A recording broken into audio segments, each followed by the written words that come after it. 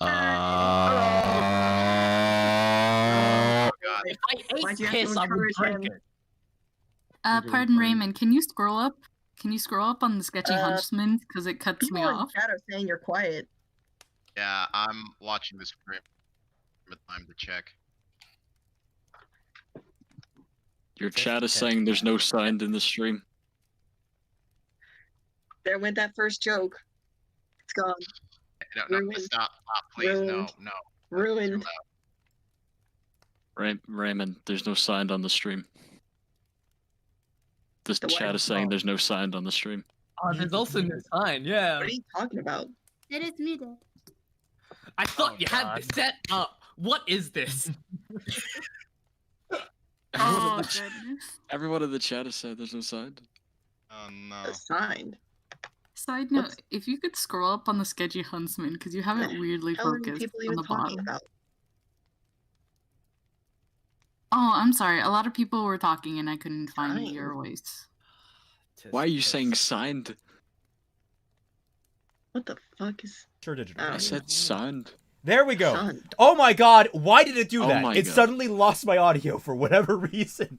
Well, that's a good. All right, fast forward that. S-O-U. Hello, everyone. Welcome to a Jesus. brand new stream. We're doing something new and experimental here, where we're having a nice stream with all the lovely artists from the Sketchy Huntsmen. Yes, I know that thing is out of pain. I will fix it in just a moment here. People are complaining about that. Sorry about the audio issue. It suddenly lost my microphone when we swapped over to the proper stream.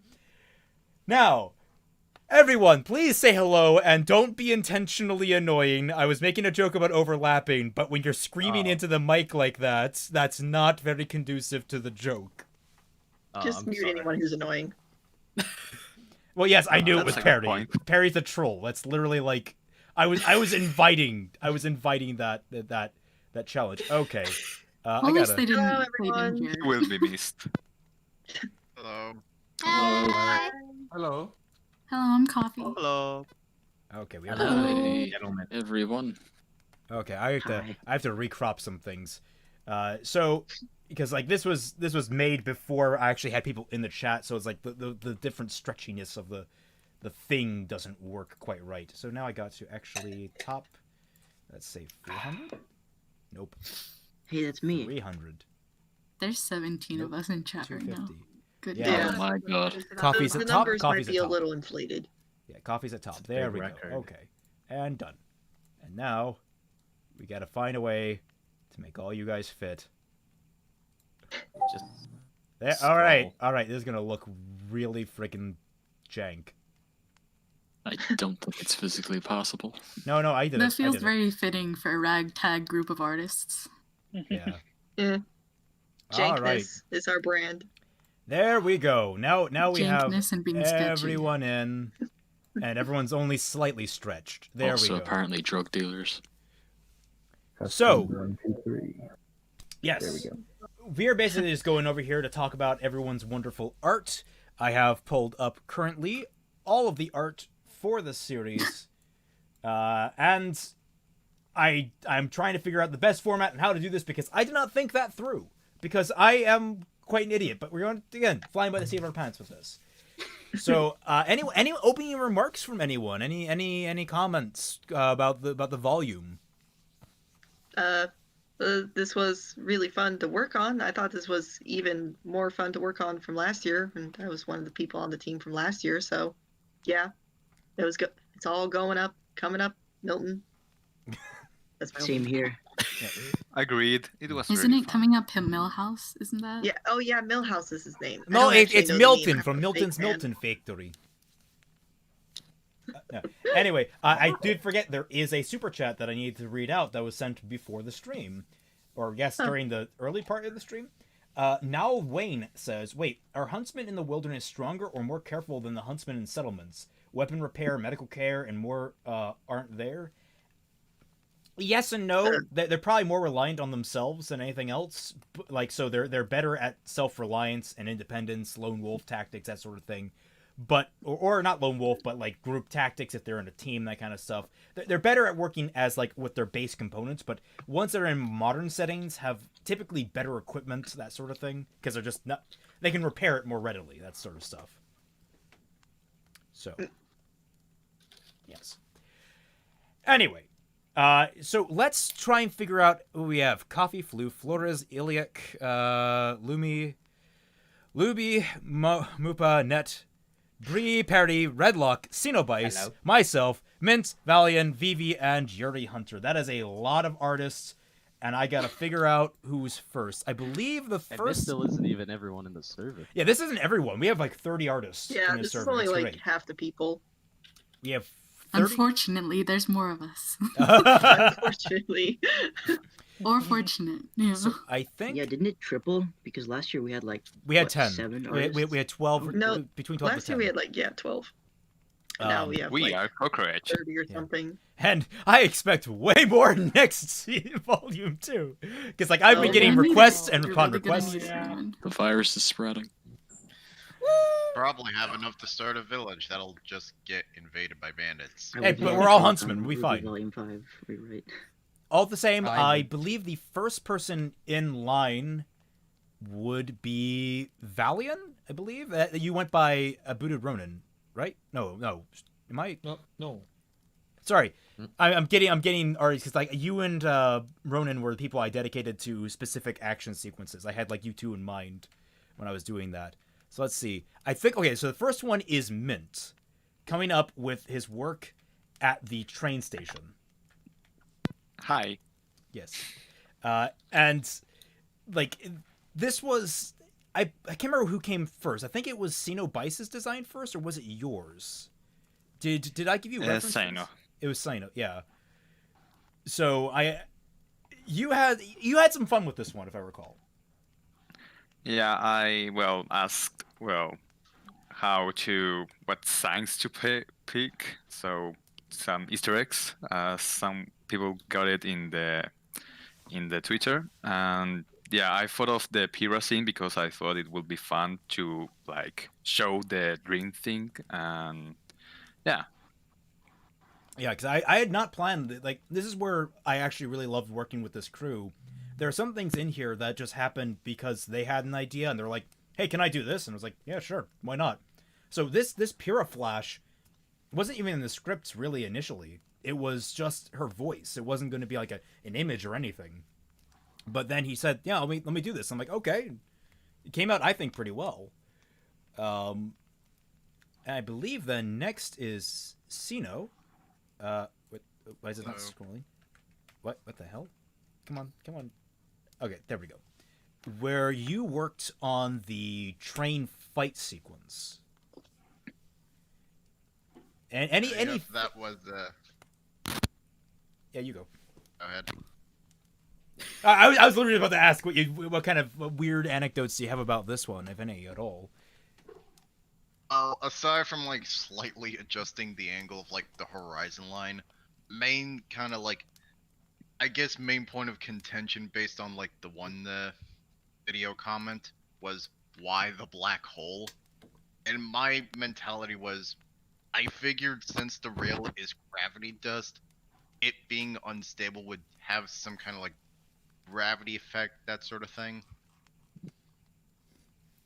Yeah, and I thought that was a pretty cool visual effect. When I initially wrote this scene, I didn't really have a clear visual in my head beyond just sort of a purple explosion. So when I threw it to Sino, he just sort of did his own thing, and I found it worked out really well for what... It's kind of like the gravity spell in Final Fantasy, you know, the way that spell looks in the games. Where Yeah. It's like a... More Dark like Orb. Gravity from Kingdom Hearts, one of the Kingdom Hearts games. Oh yeah, that too. Well, it's same developer.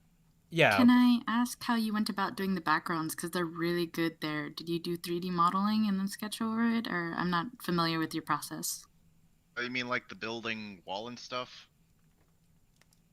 Because I actually just did it like the usual, pick a vanishing point, have all the lines go to it, and then just make the building and stuff around that. Oh, you actually use perspective, okay.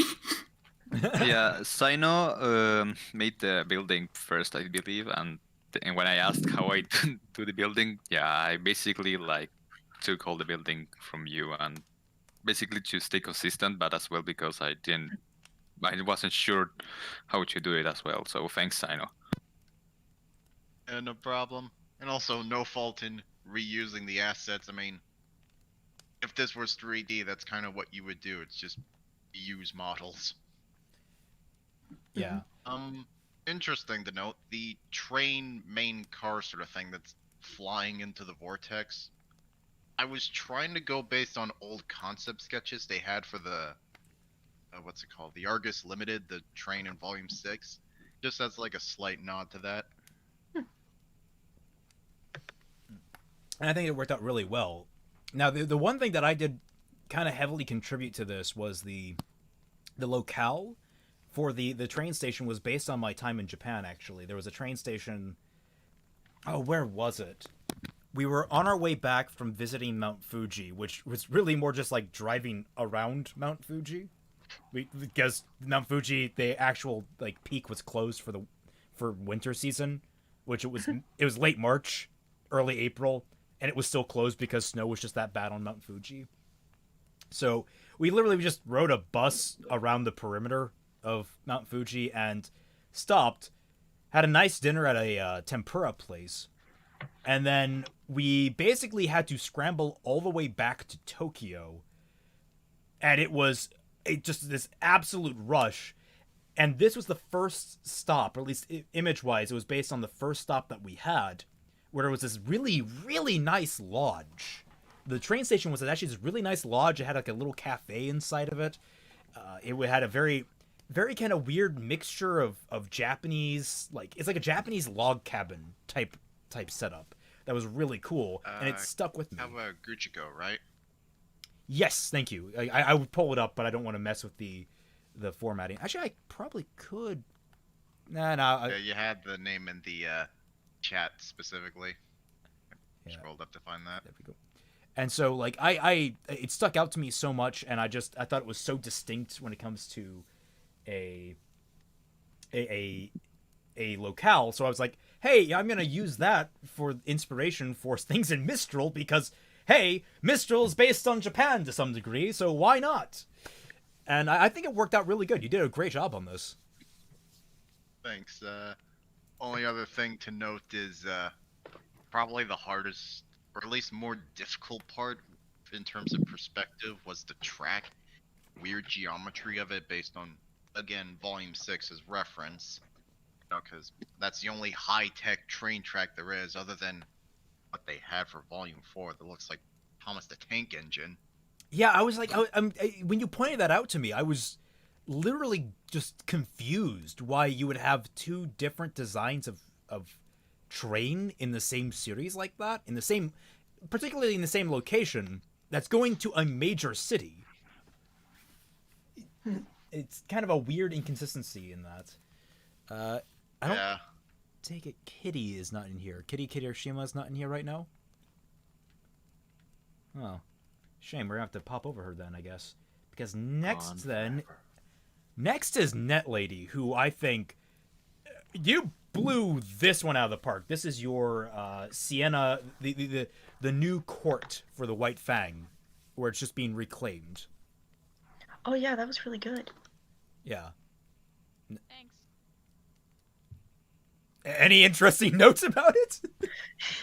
like you're I don't know what to ask about this, because it's obviously you used reference of the White Fang base that was in Volume 5, because that's the intent. This is where it's building to. But, you know, was there any particular challenges, anything interesting? You did a great job on these backgrounds. Honestly, my challenge was definitely background. I had to do like many new things. This was actually like when I seriously used like 3D models to help me with the background and perspective, and try to have like a plan of how to do the backgrounds. Because if you look at my Photoshop, there are so many folders and masks and everything just to get that background. Right. For the but what was really challenging part is how to make it look, because you had a different scenario than compared to what it was originally in the show. So what I really had a challenge part was thinking of ways how to make it look like that wrecked, like they just took it over. it's why I switched the banner from the pretty cool royal one to just a lazy white one because they just took it over and such. So it's all about making those changes, making it look destroyed, putting all that blood dust, making those scratches, basically everything. All the challenge was in that background. The characters, well, the characters weren't that hard. I say the hardest was Sienna, because she's the one who had to get that pose. What made you choose that pose? I don't remember putting anything like that in the script. So what was your thought behind that pose? It's like a minor celebration of what she had from the quote you gave me. It's kind of like she's sweeping her arms out wide and just like describing everything with a lot of gusto. It looks very victorious and confident. Well, I always what I want to show. Yeah, I thought she was actually kind of like twirling around, like, yee, I own this place now. Either worked. That is what I thought she would do until she faces Adam. Which is like. In any case, it looks very worth it. Really good. Yeah. Okay, so I think then if we move along, we have Perry, your first one, which was Adam and Ilya. Hell yeah. Which. Oh. What? Oh, sorry. You go first. You go first. Yeah. No. It's. This is a. I don't know what to say exactly about this piece. It's not super complicated to describe. It's just them sitting in a hallway. But did you have any interesting thought process behind this one? Well, I don't know what to think. Yeah. I guess the lighting was like pretty neat. I was like, yeah, red. That was one thing I'll compliment you on. It really does make the red pop on all over Adam. Like Adam, I think you nailed just the absolute shadow coming over him. That's just great. Yeah. I wanted to use hard light because the emotions of what you told me in the script. Or like what you want to be. I am failing to speak, but yeah, that's the reason for like just pure black shadows. And then from there we move. Can I add a little bit thing? One thing. Sure. I think I really like the Adam because it looks kind of demonic, kind of. Like, Yeah. Not sure. Like reality doesn't apply. Doesn't apply. Yeah, it's like that dark shadow, kind of overcast sort of thing. I like the detail that Adam is in a darker spot of the room than Ilya is. Yeah, well, I mean, he's the edgelord. He's automatically like he walks into a room and there's like one light in the center, and he's like, "Oh, I'm going into the corner." Symbolism. Yeah, his semblance is actually dimming lights that he's standing under. Darkness within darkness awaits you. He made a deal with darkness. Yeah, he was about to say. Made a deal with the darkness. All right, I'm just gonna. Okay, there we go. So I believe this is the final one I used for Bree. I don't know, because Bree, sometimes you save these things and they're in a weirdly incompatible file format, and I don't know why, because it says it's the proper file format. So I have to like resave them through Photoshop. But so I have like 3 copies of your work in here. It's weird. Don't worry about it. It's not a big deal. It's literally just sort of like I have to just run it through something. But I sent so many versions of that drawing. It's ridiculous. Yeah. And any fun notes you want to give about it? Well, you mentioned earlier about drawing is changing. Originally, I had them sitting at a bar, like a front-facing angle, but you wanted that changed to them at a table, sort of on opposite sides. Yeah. The first. Go on. Yeah, I wanted the two of them to obviously be face to face.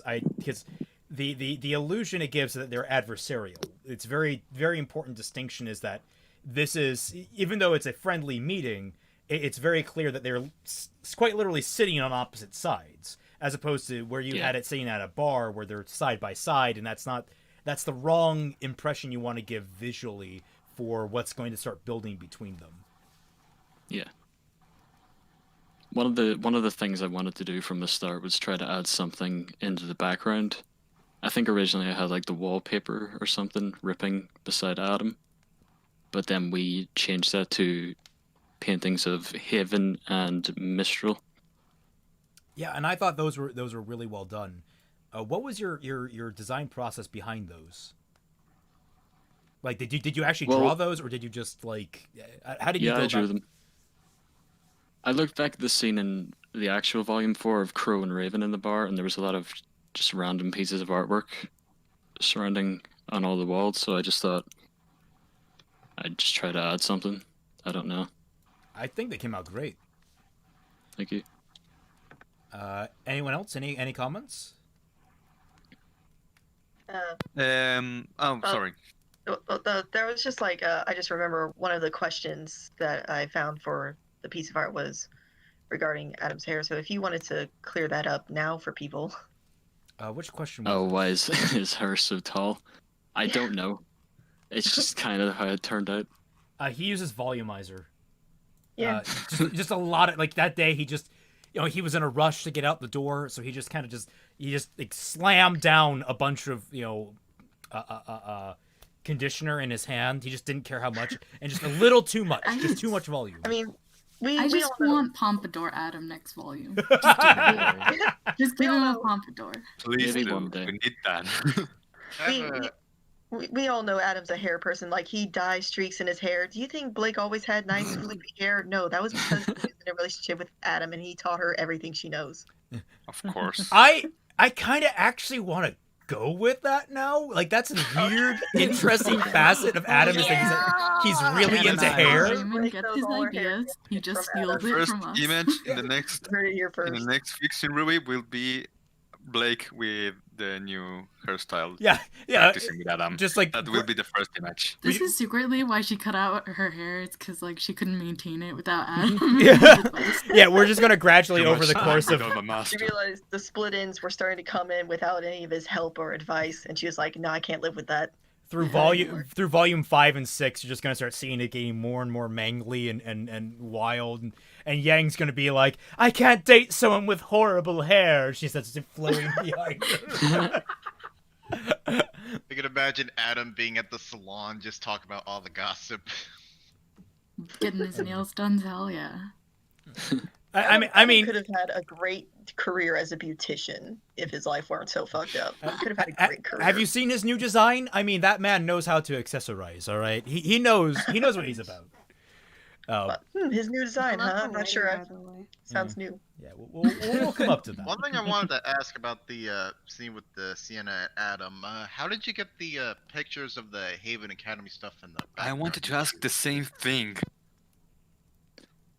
The picture. What did I do? He broke in the Rooster Teeth and stole some images. Yes, that's exactly what I did. I took a flight. I went to Rooster Teeth and I stole all of their concept art. And I that's think why the show is no too bad. The scene of Mistral is, I think it's the scene in Volume 4 where they're on the airship and they're heading towards Mistral. Yeah, and I think I just sort of took a picture of that and just started to draw it.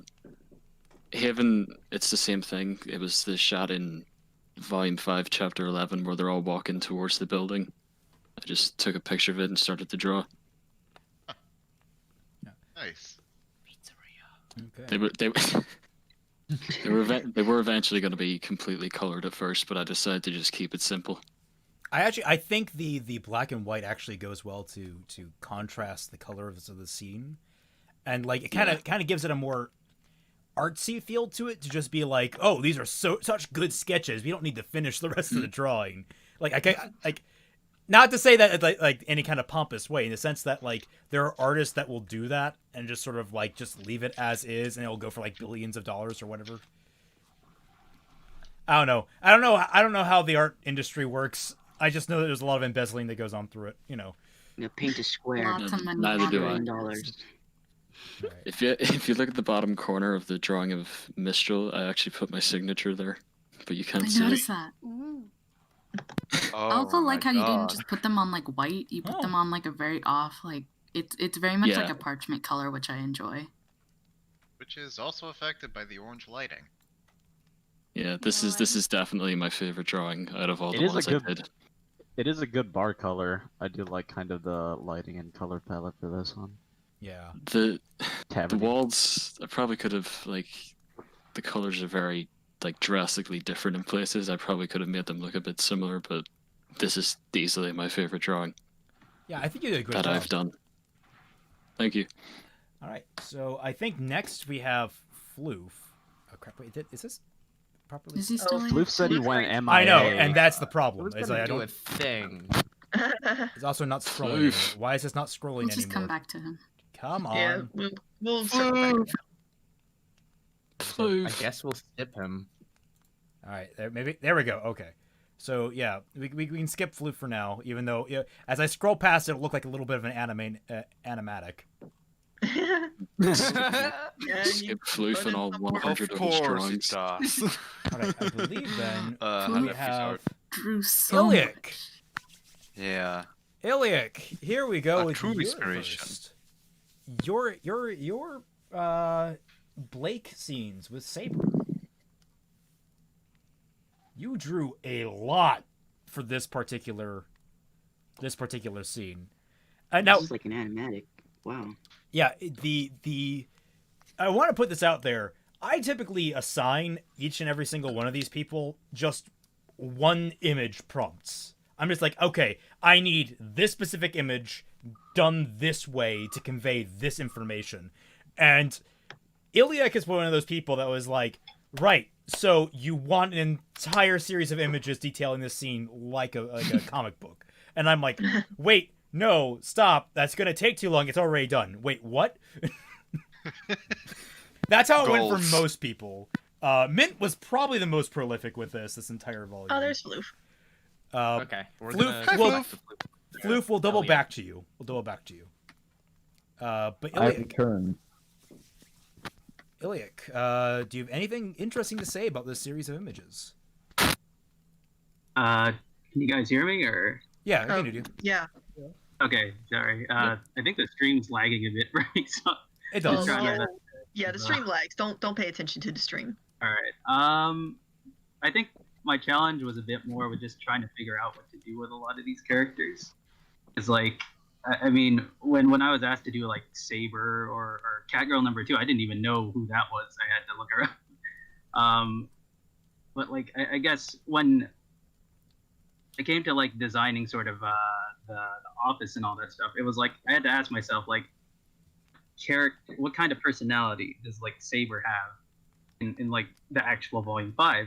And I realized, well, he kind of has none. So I had to sort of look at like, okay, well, what kind of person would he be? Like, oh, well, you know, he might, you know, he's like the police chief and stuff. He'd like protect Menagerie and stuff. So some of the stuff I put in like the office, it was like grim skulls. Like I think there was like a crocodile sort of skull I tried putting in there because like people call Menagerie like Remnant Australia and stuff. So I was like, okay, let's look up like a kangaroo skull maybe or like an emu skull.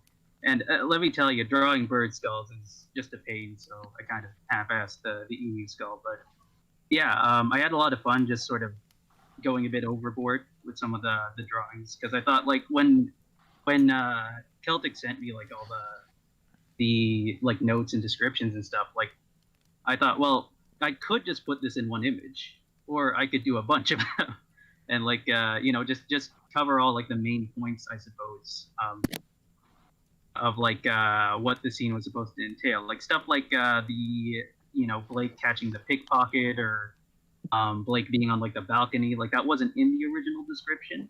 But I just thought like one of the things I hated so much from Volume 5 was just like how little they actually showed when the characters were like talking about stuff, and I was so bored in that volume. So I was like, okay, let's make the scene not boring and like show what they're actually talking about. So the viewers at least not uninterested and stuff.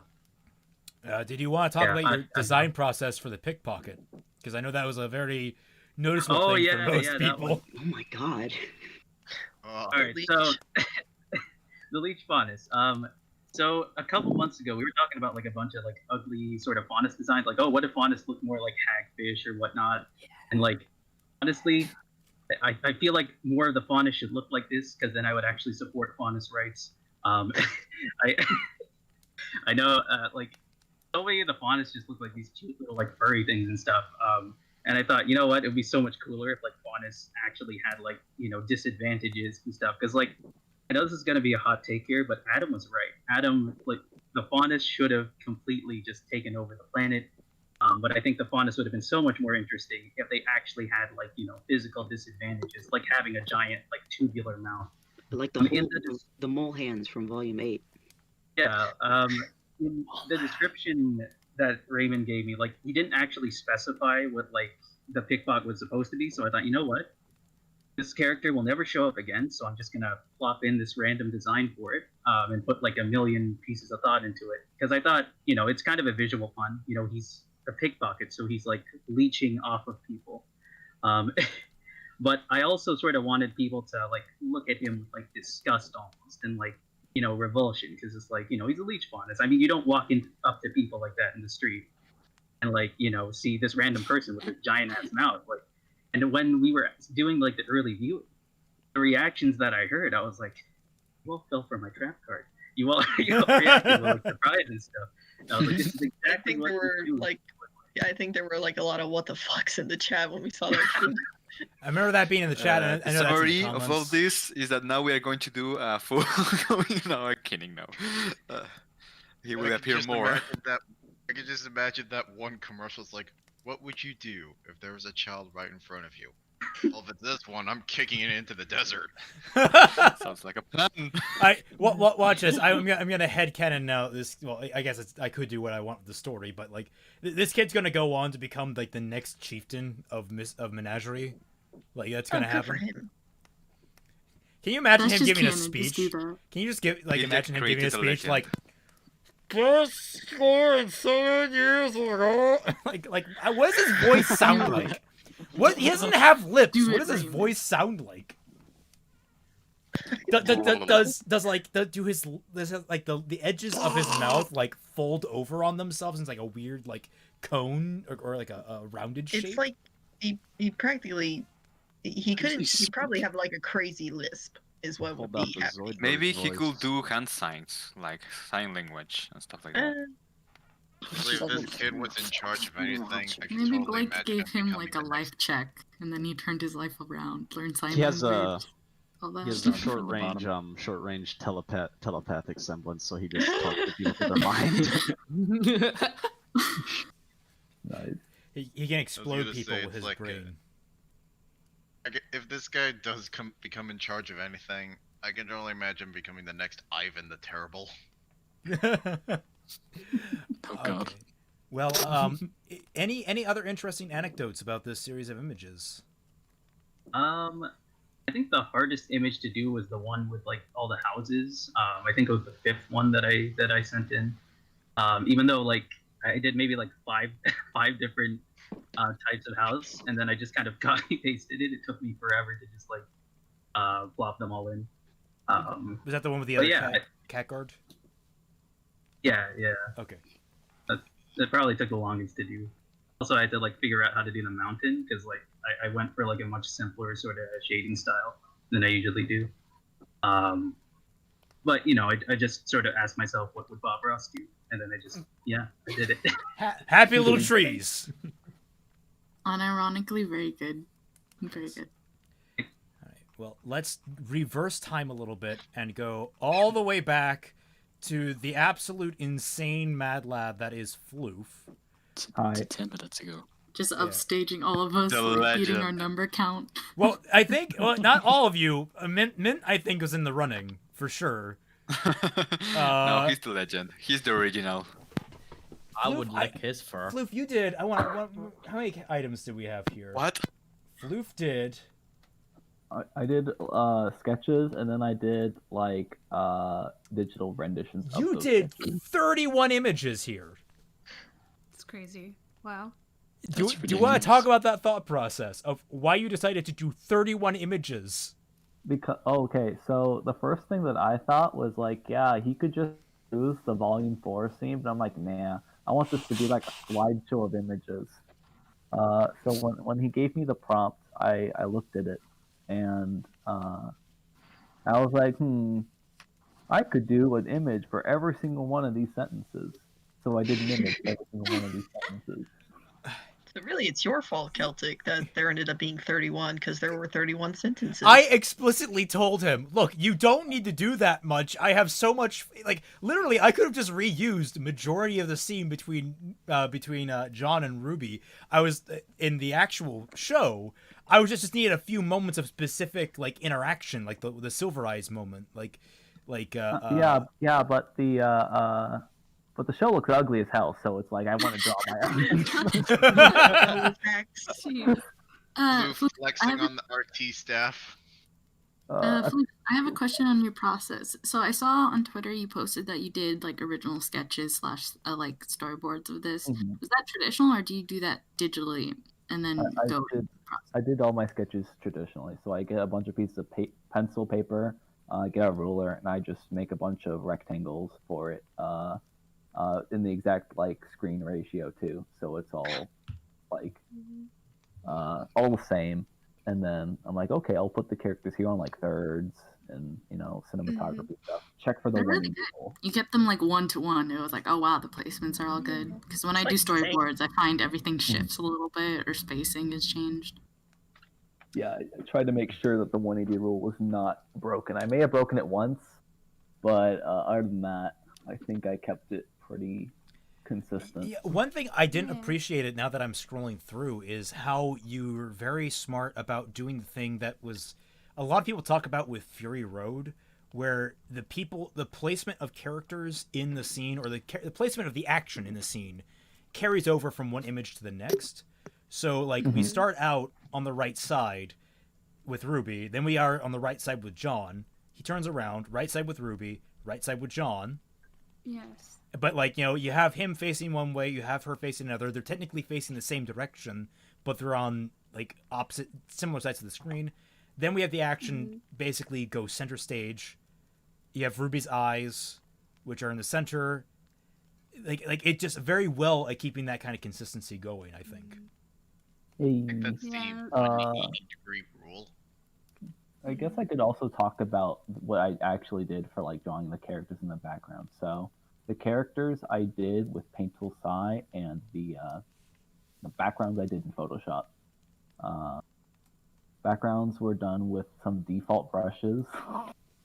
Got a budget. And the line art for the characters was in Paint Tool Sai, and the coloring and gradients and all that stuff. Nice. Yeah. And it took way too long to do. Oh no! I mean, you got it done on time, so that's pretty good. Did I? I don't think I did, because I remember it was like Raymond was like, "You need to get this in like a month." Yeah. I'm like, "Yeah, I'll have a month," and I do it like a month and a half later. Yeah, What can I say? You drew so many backgrounds. You could have reused.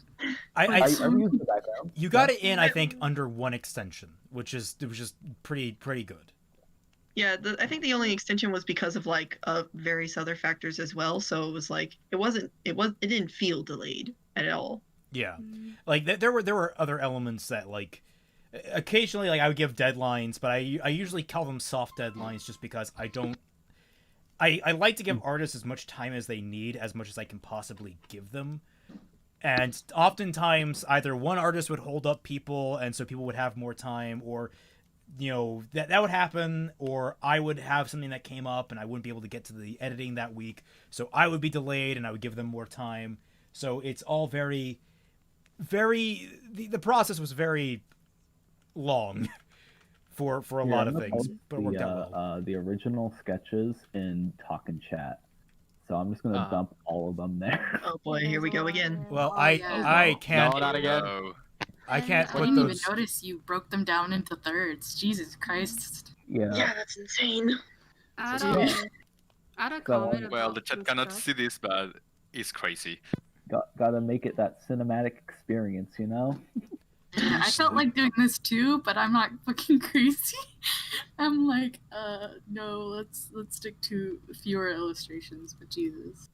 I can't just display them, but they are very, very pretty. Just imagine the same. Just imagine the same as the digital final pieces, but black, pencil. white, and gray pencil. Well, Yeah. actually, what's impressive is that left it at these too, but these nah, don't- gotta go. these don't Gotta really. go ham.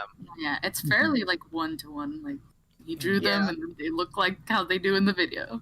Mm-hmm. Yep. The side note, I like Jean's hand. I remember seeing that, and I was like, Arthur. Yeah, me too. I was okay, feeling on now- the Arthur meme. Can I say why I did that? I hate when Ruby does that because I also think of the Arthur meme every single time I see the fish shot, so I deliberately included one to mock the show for doing it.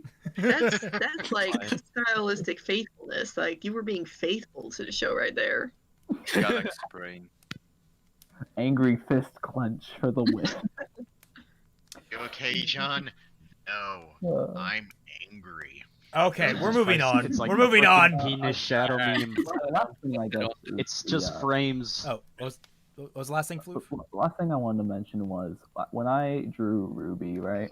I looked at the reference sheet and I was like, you know what? Let's give her the floofy eyes. The floofy eyes look good on her. OVV, go ahead. V, say. Okay. Yeah, I wanted to say something because I also do animation like Floof, and this scene in particular was so moving because of his placement and because of like the expressions and everything and the angles. And I'm thinking like I hope that Ruby gets a little bit better with their placement, like the scene with the character placement, because it really does make a difference with how the scene is conveyed and like conveying the overall message with just like motions and expressions as opposed to just having like people talk all the time. Especially with fight scenes, like they tend to jump all over the place in the fight scenes, and it was just really nice to see the placement being done so well in this shot. So great job. I mean, I could say some things about the newest episode and how some of the emotional impact is lost because their placement was poor. Mm-hmm. Yeah, it's true. Again, thanks guys. I gotta go for now, but I will try to be back shortly. Drop your Twitter where you put like the thumbnails and like links. Yeah. Let me do that and then I'll head out. It's scary. It's 1-to-1, literally. Yeah, I'll post them on Twitter. Now, I believe next up on our list is, I think this is you, Valium. This is the Deathstalker fight. For some reason, you're like that's like the one thing I don't have written down for this. I don't have the artist's name next to it, which is weird because I'm pretty good about writing down the artist's name. Oh no, there it is, Legion. Yeah, Valiant Legion. Why is it? Oh, there. Okay, I'm blind. It's there. Yeah, this is you. So, big old scorpion fight, Valiant. Yeah. Any fun comments about it? Well, I can talk to you about how I made it. Yes, go right ahead. My work process is I usually made it silhouette first, so I kind of drew the black first, and then one minute. Your mic is cutting out a little bit. What is your like input? Sorry? Your mic is cutting out, and I think like there should be an input setting. I think you might have the input gate a little too high for your mic, because like you're cutting out as soon as you stop talking. Is he doing that for anyone else? Is it just me? Yeah, I can hear it too. Yeah. I can hear it's his voice. happening. It's staticky. That's all. Make sure Yeah. the voice data's down. In any case, his art is fucking amazing. Yeah. Thank you. Yeah, please just continue talking. Just keep in mind that you're cutting out at the end of things, so like try and be a little maybe louder or something like that. Talk really fast. Okay. First, I usually draw with a silhouette first, and then after that the sketches, so I can do I can make the composition from the drawing. I thought that this is only one image, so I'm kind of disappointed that I don't do more of the scene first. But well, that's how I usually do drawings. And For the perspective, I use tool of Clip Studio Paint with some 3D stock images, 3D stock models. So I can trace the background. Not really that. It's not really that hard if you have the tools, but Clip maybe I'm Studio just lucky. Paint Gang. Sorry? I said Clip Studio Paint Gang. Yeah. I just Clip got it and I Studio don't know how to use it. Paint.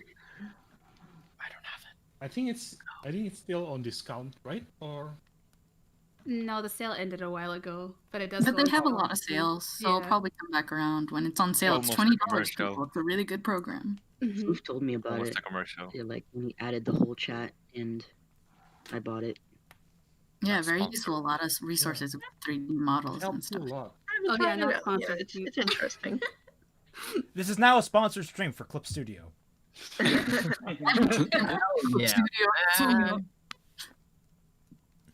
And I like Clip Studio Paint because there's community behind it. You can get some free asset for for reference. It's you really need so much reference for just one image. Here how it is. Well, it turned out great. This was a super great image. Yeah, I really like the destruction of the buildings and how the buildings were drawn. Yeah, that It really. also really makes sense that you work in silhouette, because hot damn, when this came up, I was like jaw on floor. How did you draw like the debris on the floor of the buildings, like next to the buildings? Did you do that like all by hand, or did you do like a separate part and then duplicate it? No, there's a stock brush on Clip Studio Paint that use random debris, and you just do a layering so that it has some depth and adding a few shadow. It's a bit tricky because there's some debris that are overlapping. Near the scorpion. So yeah, you kind of have just to improvise it a bit. Yeah, that's really innovative. That's awesome. Damn.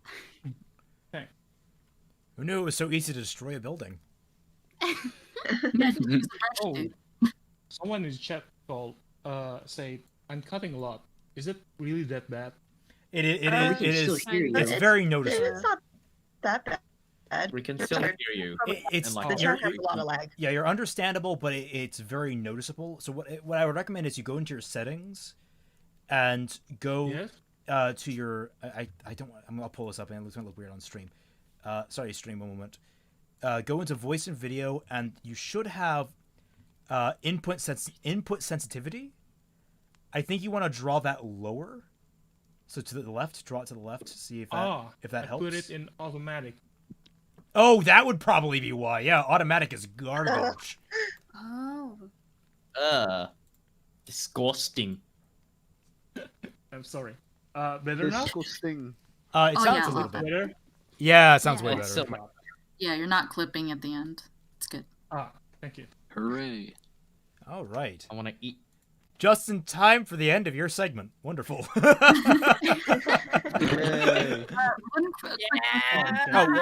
Used a debris brush. Was that custom or was that already like one of the defaults? I know there's like a lot of brushes. There is default. The debris brush is one of the default. Okay. It's a default? Because I know, because there's lots of brushes in the program, and then there's also a community tab where you can download, like... yeah, but I assumed he had, like, downloaded it from the community. I haven't really found a debris brush yet in the default. There's a lot of different brush folders and places to look, yeah. And you can make your own, too, Under right? decoration Yeah, you can and absolutely make your own. artificial scene. Oh, okay. Okay. Well, it's under the tab decoration and then artificial scene. And Is you that can in, like, change it. Pro or is that in EX? That's in regular. That's in the base. Okay, Regular. okay. Okay. Yeah. Decoration has a lot of different, like, it has leaves, it has foliage, it has bricks, it has Yeah. everything. Yeah, I was looking through it, and it's like there is a lot of really cool stuff that I just haven't really been able to like. I guess There's a lot. just didn't find it. Yeah. Wish I had clips. Yeah, there's a lot. That's why I asked him. I was like, "Is this custom or did you download this?" Because I don't remember it. All right. Yeah. Well, moving on, I believe we have floors. Let me go to the fixed ones because the floors also had the issue that Bree had, where I think that the file wasn't proper. This was the discussion between Yang and Tai, which was, I'm trying to remember the actual full context. Was this when she got pissed at him or not? Yeah, she was Yes, pissed at him she because got like really we're talking mad. about her mom. You Right. told me to draw her really mad, and I kinda. She looks angry. She does look angry. Yeah. You want to talk about your thought process behind this, or any interesting anecdotes you have to share on this particular this series of images? Again, there's another instance where I asked for 1 and I got 4, so or 5, 6, 5. 3 because the face emotions don't really count for me. They count as separate images. If they take up space on my hard drive, it counts as a separate image. Okay.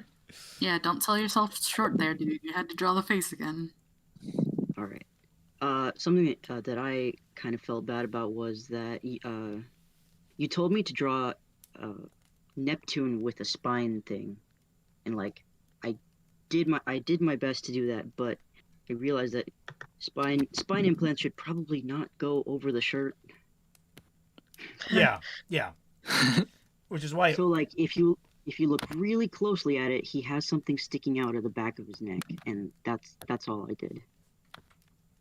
Yeah, which is something I had to account for when I did a later scene where I had to I never actually fully explained what's going on with Neptune because that visual element. You had to go back and say, oh, by the way, he has a spine implant. Yeah, and that's not on you or anything. You fairly pointed out that my writing was not tuned to this, where it's like something that wouldn't be obvious it wouldn't be very obvious, it wouldn't be seeable because it would be under clothing, it would be hidden behind things. So you did a fair enough job. Let me rotate this so I get the right size. Fair enough job trying to relay that. I just think that it didn't stand out as part of this image because most of the eye focus is probably going to be going towards Yang and yeah, Tai. that was a Raymond oopsie. Yeah, that was on me. That's a full oopsie. That's cool. Another thing that I about these images this is kind of like what Floof did, where I would draw them down in a sketchbook and draw down the scene, and once I did that, I took a picture of it and started drawing it down on my iPad. These were in August, right? So I didn't really have a good handle of drawing backgrounds that well. Like if you noticed, all the shading is done if directly upwards going downwards. Yeah. But it's I do my best to do what I can with it because I think this is what was this area? It was the courtyard of the outpatient center.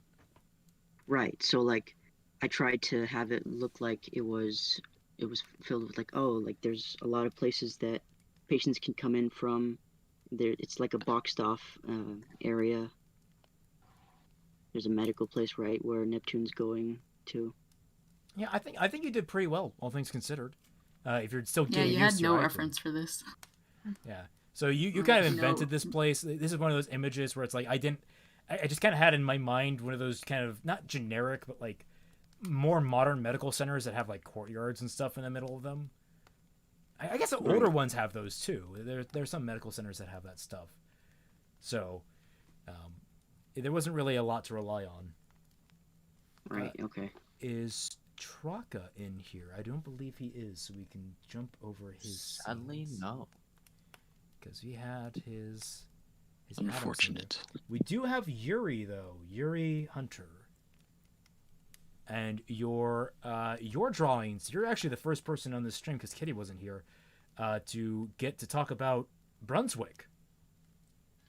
You darn kids with your digital debris brushes and your photoshops. Back in my day, we had to make our drawings using bird shit in a can of tomato juice. What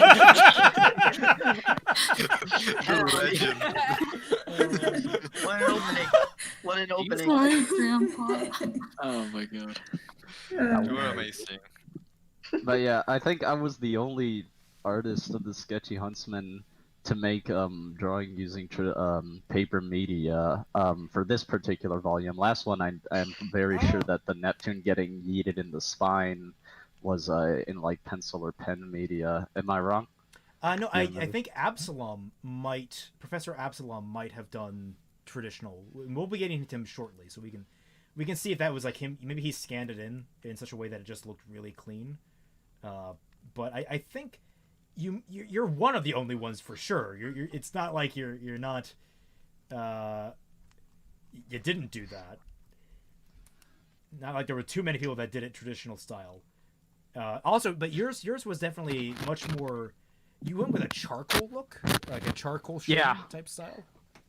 Yeah, I used charcoal. I thought like I was kind of just like experimenting with charcoal, and I think it would have like kind of fit the tone of the scene a little bit better. There's like I did like a sort of beta version where I used Sharpie, and it was like really harsh, and then Celtic was like, I don't like that, and so I was like, okay, understandable. I'll use a different medium. So that's when I used charcoal. I remember when you used the Sharpie, it was very much I just saw black blobs. That's literally all my eye could just decipher from it, because like the sharp lines didn't pop out; they just kind of got swallowed by the blobular shading. I don't know how to describe it that way. So when you switch the charcoal, it fit much better, because like when you have the darker, much more like consistent singular lines sticking out from the lighter shading, it really made things pop a little bit better, I thought. Yeah, mistakes were made. If you'll notice, if you look at the Discord sort of list of people in the voice chat, you'll notice that I am at the very, very bottom. This is because Celtic is a very smart and narrative writer, so he's using metaphor to show that I am objectively the worst artist. No! At the Discord. No! It's literally because you have a Y at the start of your name! No self-deprecation in this chat. I'm capping. But no. But when I was drawing though, I was Celtic sent me the Brunswick farm photo. I don't know if you'll like remember what it looks like, but it was like the one of the whole like Brunswick farm people, and it was just like a screenshot from the show. So I was looking at like these pixels. I was zooming all the way in to try and get the details for reference. So like halfway through my art set, that's when Bree went to break into Rooster Teeth headquarters and steal all the concept art, and so then they came back with like a flash drive with the actual high quality original version of that.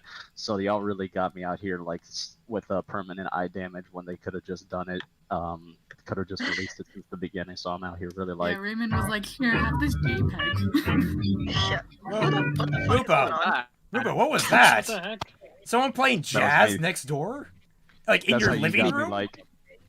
That's fucking gorillas. What do you mean jazz? Don't jazz. What the hell? That's what we call jazz. Well, I don't know what it is, because it sounded like it's gorillas. And just in my microphone. Like, yeah, I have All right, going on ahead. Oh no, you're gonna get a copyright strike. I guess. Well, now the all right. Stream's over.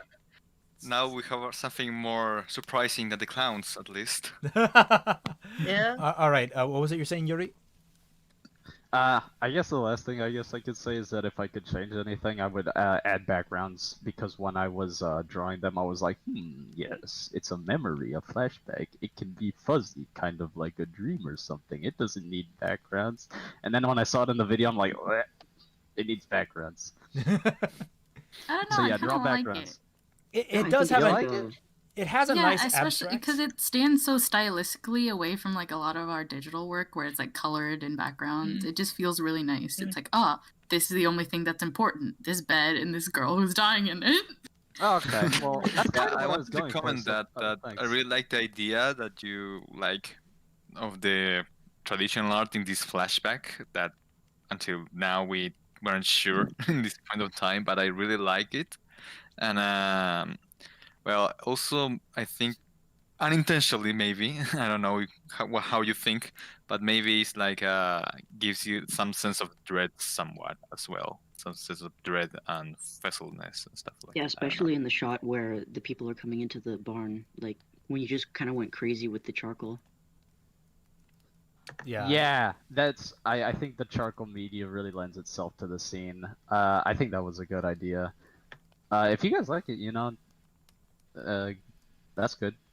I guess I did my job. Also, I gotta say, I first thought this was pencil, but now you're making more sense with the charcoal thing. Do you not like? I know with charcoal, a lot of people like brush it out or merge it with like. Why do you chose to keep it like pretty lined? What do you mean? Because some people usually with like with charcoal, you can smudge it out a lot. Oh yeah. Depends on the kind of charcoal though, because some charcoal can be like harder or softer. I think. Yeah, you mean like blending the charcoal? Yeah, yeah. I think some of the spots are a little bit blended just so I can get a little bit more coverage. But when you keep the charcoal unblended, it sort of cracks, I guess, with the tooth of the paper, and it kind of has a little bit of a rougher feel. I think that would have been a good idea, or that I think I went with that deliberately for the sort of horror aspects of this whole segment, because I know Raymond was like, I think, trying to go for a bit of a horror feel. Yeah, I was going for a creeping dread kind of feel. Yeah, and I think the roughness also kind of helps with that sort of very subtle feeling of the creeping dread of the apathy underneath Brunswick. Yeah, well, I'm trying to close my freaking blinds and now I'm tripping all over my equipment. Ah. Oh God. Blinds closed. Okay. So, any last comments on this? Should we move along? Harry, stop whispering. That's all I got. You guys can go ahead. Thanks. All right. Thank you. Evening, everyone. All right, let's see. So next up is Lumi. It looks good. Oh, that's me. Yeah, with Remus leaving Brunswick. And you muted yourself again.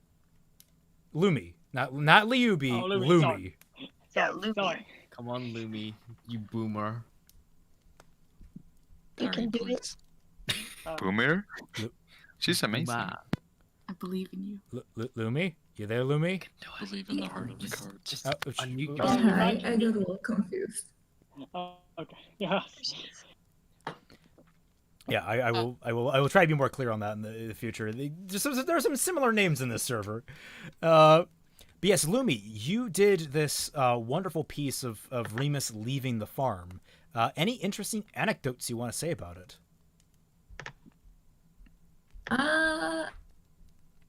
Yeah, there's one thing.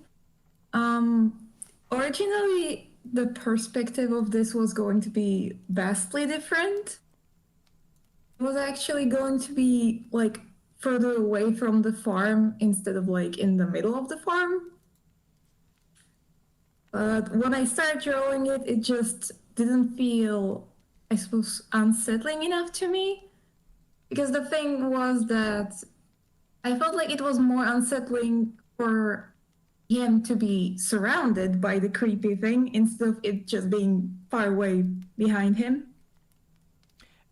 I think you made the right call on that one. It definitely gives off a much more intimidating aura with all that things. My personal favorite little touch is just the tipped flower pot. Like that, I don't know where you came up with that idea, but that's just like one of those things where it's like, it bothers you because it's such a simple, small thing to take care of. It's just sort of like, oh, someone tipped the pot over. Why has no one picked it up? And you're just thinking, there's a whole town, and no one's bothered to write this thing. Why? it's such a small little detail. It just looks kind of annoying to be there, but no one's touched this, and it looks like everything else is untouched. Like, it gives a very, I think, spooky energy to the whole place. Thank you. Happy to hear that. Yeah, you did a really good job. It's like fantastic. It's like perfect autumn kind of spooky vibes. Yeah, I really like the atmosphere. I like Yeah, it. Yeah. like especially when you can tell like with the dead grass and the mist flowing around. Yeah, how did you pick the colors for this? Because they're really like, it's really sells the tone of everything. Basically, what I did was at first everything was gray, and I just took the basic colors and I put them on smaller opacity, so that way it was still a little bit grayish, but not fully. Interesting. Yeah, it's like doing an underpaint, but just digitally. Hell yeah. Yeah, it's pretty straightforward blending trick. So yeah, respect. I've seen that technique used before. That's really cool. Thank you. I was actually really nervous because I will confess I don't really do backgrounds all that often, so this was really, really interesting. Oh, really? Yeah. I couldn't tell at all. I thought it looked really good. It turned out really well. Especially for really me, good job. In my background, that looked a little. The perspective doesn't add up. So when I saw this, I was like, wow. What I like, especially in terms of like thinking of smaller details like the flower pot thing again, just thinking of like environmental storytelling stuff, like that's a really good thing to think about when you're drawing backgrounds. So lots of props for that.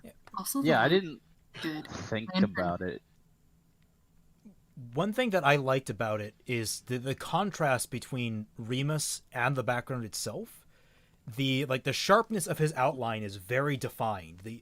Your style very much lends itself that these characters have very defined outlines. But then when you get into the background details, it feels a little more like kind of a hatch outline. It feels a little more like sketchy.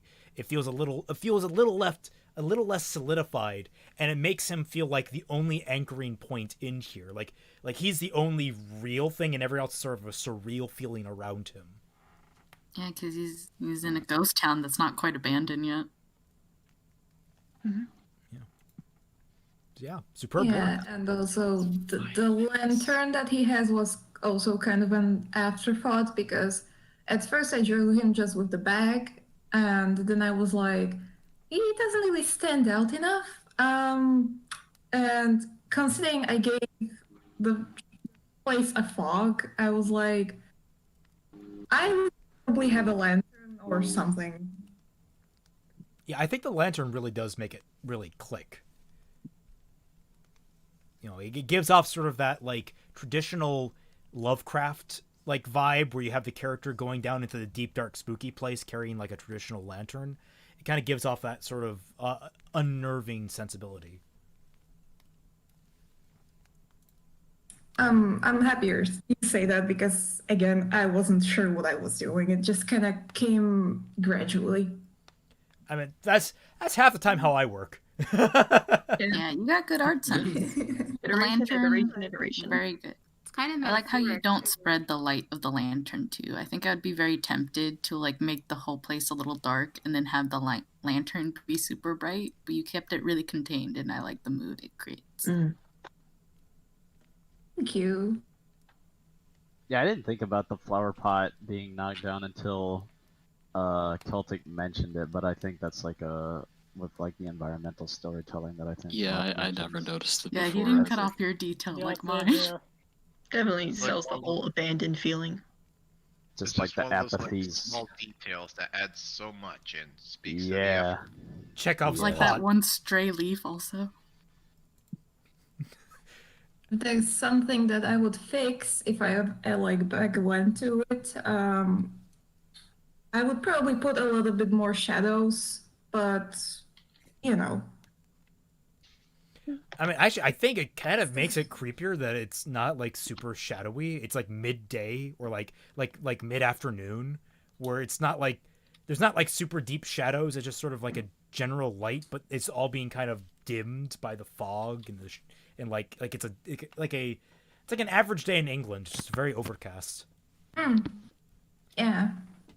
But yeah, I think it's kind of like a good transition point where I'm not sure when Brunswick would come up again, but kind of like that midway between nice looking farm, then it's all foggy, and then at the end it's all cold, dead, all that stuff. It's like metaphoric in a way. It's like the light and the darkness. But the light is already fading. Ooh. Ooh. Spooky. All right, we're getting too deep for my taste. Okay, we are reaching Kingdom Hearts levels of depth. I'm a little here, motivated. guys. Another copyright strike. Okay. Let's keep on going. I don't believe we have Catatoon with us right now. Sadly, there's some. She's really great with this sort of like I don't know what you call it, watercolor. I would say, but I don't know. It's not watercolor. It feels like that to me. Kind of this very matte, not matte. I don't know how you would describe this design, this style. It's just with Team Coffee at Beacon. I just wish she was here so we could talk about it. But next up is back to Mint, who again was a champ this volume, because he did the Remus becomes Roman scene, where he beats the ever-living crap out of children. Of course. Like, why not? Well, what to say about it? I have a lot of fun. Funny enough, this was the first one I draw. Right, Celtic? I think it might have been the first one you drew. This is the first one, and well, and as well, I thought, okay, can I draw two things? And yeah, the same thing again. The kids in the floor,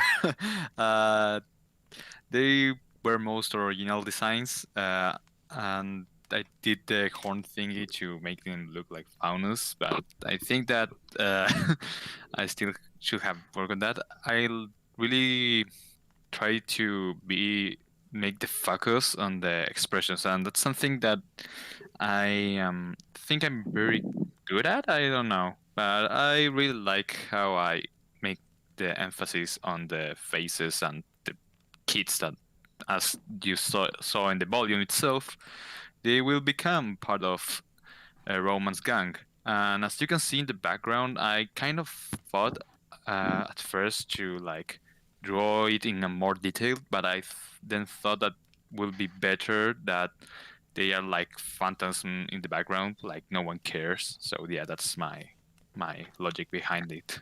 Oh, I never noticed those. I never noticed those shadows in the background like that.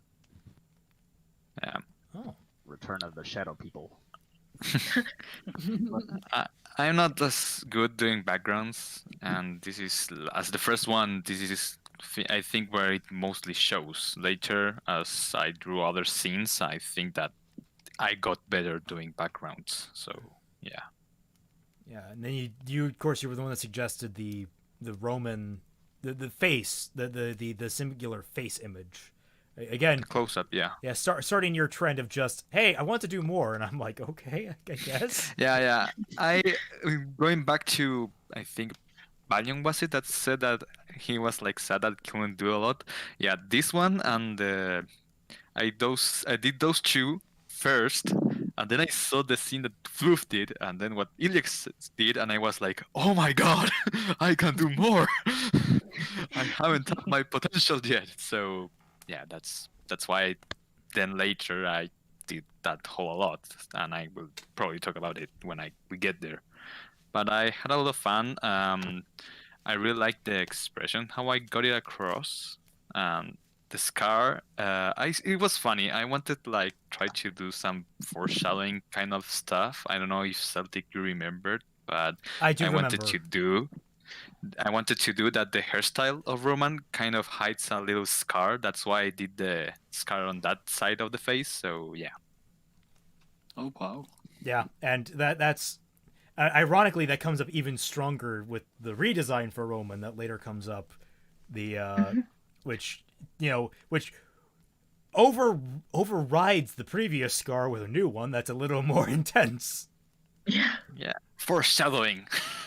Yeah. That was intentional. Yeah, and that was before we actually finalized that. So it's like that foreshadowing influenced future ideas. Now, I believe next we have Vivi with your Ilya and Blake arguing scene. Oh, yay. Oh, yeah. Okay. So, comments. This one was difficult for me. I'm not used to drawing a dynamic shot. And so I was like, okay, I don't have much reference for the actual room that I'm working in. So I kind of had to look up a whole bunch of shots and like actually watch the episode and see like how the room is. And I know people would say like, oh, the scaling is kind of weird. You made the room smaller. And it's like, well, I worked with what I had, I guess. Yeah, I want to point out for people that if you think that the chronology of Volume 4 makes no sense in the original show, the layout of the Belladonna house makes no sense at all. It really doesn't. It's a weird house. Yeah. Like there's like 3 separate parts of their office / living room area where it's like the corner of the room where the office is where Yura sits, and then there's like a center area, and then there's like a side area for like books and stuff. And I was like, this is, but like with every shot it kind of changed. So I had to see like, okay, what angle would this be at if they're coming in from the main entrance door, like on the side, where, well, it's kind of like the side / back part where they have the sliding doors. So that was kind of difficult. It's not even that. They have like 3 different sitting areas in that house. Mm-hmm. They had that weird hallway in Volume 5 too. They had the weird hallway. The one that goes into the void. Mm-hmm. It's like the house is huge. They just didn't know what they were doing. They was like, oh, we need this kind of locale for this scene. It's like, no, guys, you could reuse old things. Okay, whatever.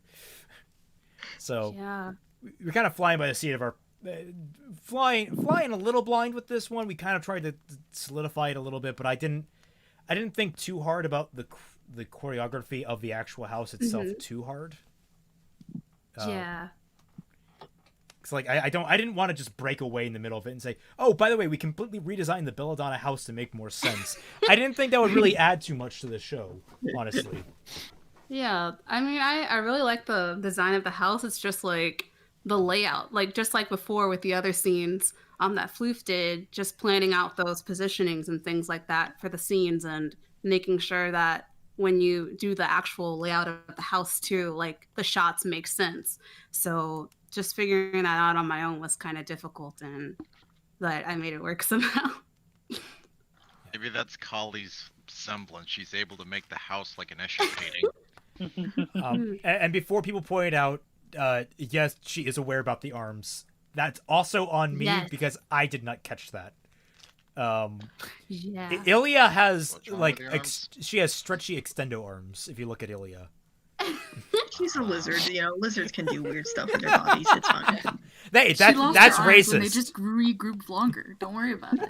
It was intended. It's clearly stylish. How can you not get that? It was. The length of her arms were from her legs. Yeah, but it's fine. Yeah, sorry. I was gonna say my favorite part of this image though is Sun's expression. It is 1 for 1 exactly how I had wanted Sun's expression. You nailed it. Just him, just quietly watching both of them. Yes. I love drawing expressions. Like I said, I like to animate, so any opportunity I have to like make cool expressions is awesome. And on the long arms thing, okay, I don't know why, I just like drawing my arms long, right? So like the angling and everything, like how it's supposed to be dynamic, I was like, how am I gonna make this work? And then when I heard people saying like, "Ree, your characters have really long arms," I'm like, well, this is how it's gonna be, I guess. That's my style. So you should become for a bonus, right? Yeah, I mean, like I always draw my characters with like really long legs, so it's definitely a thing. Oh, you got the Code Geass route. Have yaoi hands. I had the same problem too. Oh no, Vivi, you should become a Slenderman VTuber. Oh yes. That would be great. I think it's just getting used to that angling, because I tried to make it like a downward like side angle shot, but it didn't really work, so it just kind of looks like a slightly tilted, slightly deformed shot compared to what I wanted it to be. But it's all a part of the learning process. Like I'll get better with time. So Yeah, I think, I mean, for the most part, it came out just great. Yeah, It's just the arms. That's it. yeah, thank you. All right. Let's see. Next on the list is Professor Absalom. He's not here. I can't remember. He has a different name in the server. Who is Professor Absalom in the server? So I just remember. It's not evening. It's amazing. Oh, that is his name in the server. So he has a different name to credit. That's his big thing. Yeah, and this is the one that I think also was traditionally drawn. Although I think it was done in pen, so it looks like it was sketched, I think, in pencil and outlined in pen. Jesus. Yeah. I think he's using like these inking pens. Probably. Yeah, I would think so. Comes up very sharp. But then we come back to Sino Bice, with Neo sneaking into Yang's bedroom. Hello. So, interesting anecdotes. Anything interesting to note about this particular series of images? Main thing that really stuck out to me when I was like trying to work on this thing, of all things, was the room. Because we only ever see it twice, and in both instances, it's exact opposite colors. Where it's like Volume 3 orange, it's sunset, you only really see the bed, and then like at the end of Volume 3 and all that sort of stuff, it's blue because it's snowing outside, and I'm trying to figure out what color would this be during the middle of the night? And I figured purple. I'll make it purple. I think that works. I think it worked out just fine. Now, the only thing that I caught that was kind of weird, but I caught it when you had already finished the piece, and like my brain just started ticking, is that why is there a window in the corner of the room and also a window next to Yang's bed? Oh, those. I was time. trying to be as accurate as I could, and from my understanding, that's where the windows are when you see them like from the outside and inside. Oh, really? Large window being the frame like Yang in Volume 3. That smaller window was what Yang was looking out in like Volume 4 when like Hort and Ooblik were leaving. Oh, okay. I might have gotten like the distances from the corners a little messed up, but in rough approximation, that's where they would be. Good job. And once more, the weird geography of RWBY messing with my head, because remember the oven in the cabinets? Yeah, that house is messed up. They're really bad at designing houses. It also doesn't help that it's a Except for the log Volume cabin 5 where it's house. like, shoot, I gotta add the logs on the outside too. Yeah, the log cabin thing is. Oh yeah, that thing. Yeah. Does anybody remember Log. What was that, net lady? Does anybody remember the curtains over the oven in Volume 4? Yep. Yeah. Yeah. Yep. The kitchen was just a whole thing. Oh no. And scaling and design. Yeah. Other than like trying to figure out the room, you kind of like pointed out like a few little like small bits in the room. It's like Persona 5 poster, very rough blob things of like Summer and Raven, quote unquote, the robot arm, Yang's biker helmet, and a Zwei pillow. Now, why is this Y pillow at the end of the bed? Honestly, I couldn't really figure out another better place. I thought about the floor or near Yang, but I figured, man, I want Zwei to have the focus he wanted, so I'll just put him a little more forefront. He does stare back at you, which I appreciate. Yeah, who's to say that's not actually just Zwei? He just got real fluffy and pudgy.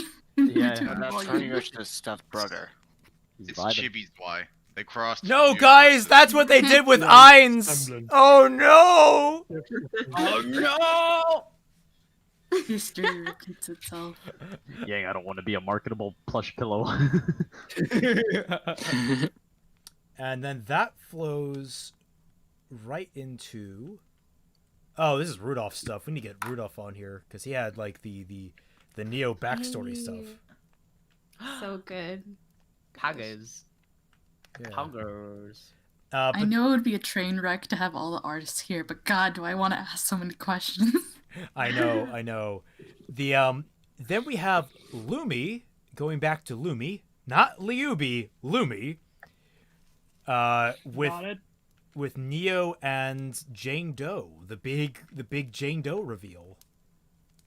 The fantastic perspectives of flying from the skies.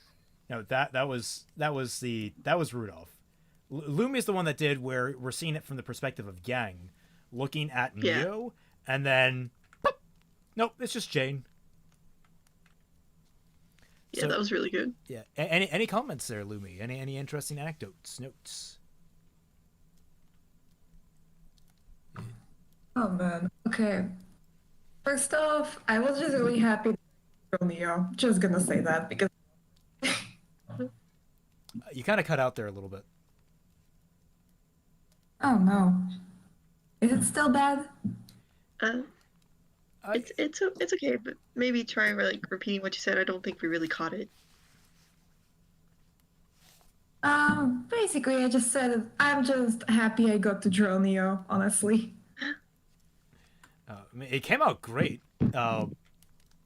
Now, one piece of information, one thing that I really like about it is that you have like sort of this speckled kind of blurred effect around her when she appears as Neo, and you take that away when she comes back as Jane. I think that was a very nice touch, where it's that kind of gloss over Yang's eyes, so to speak.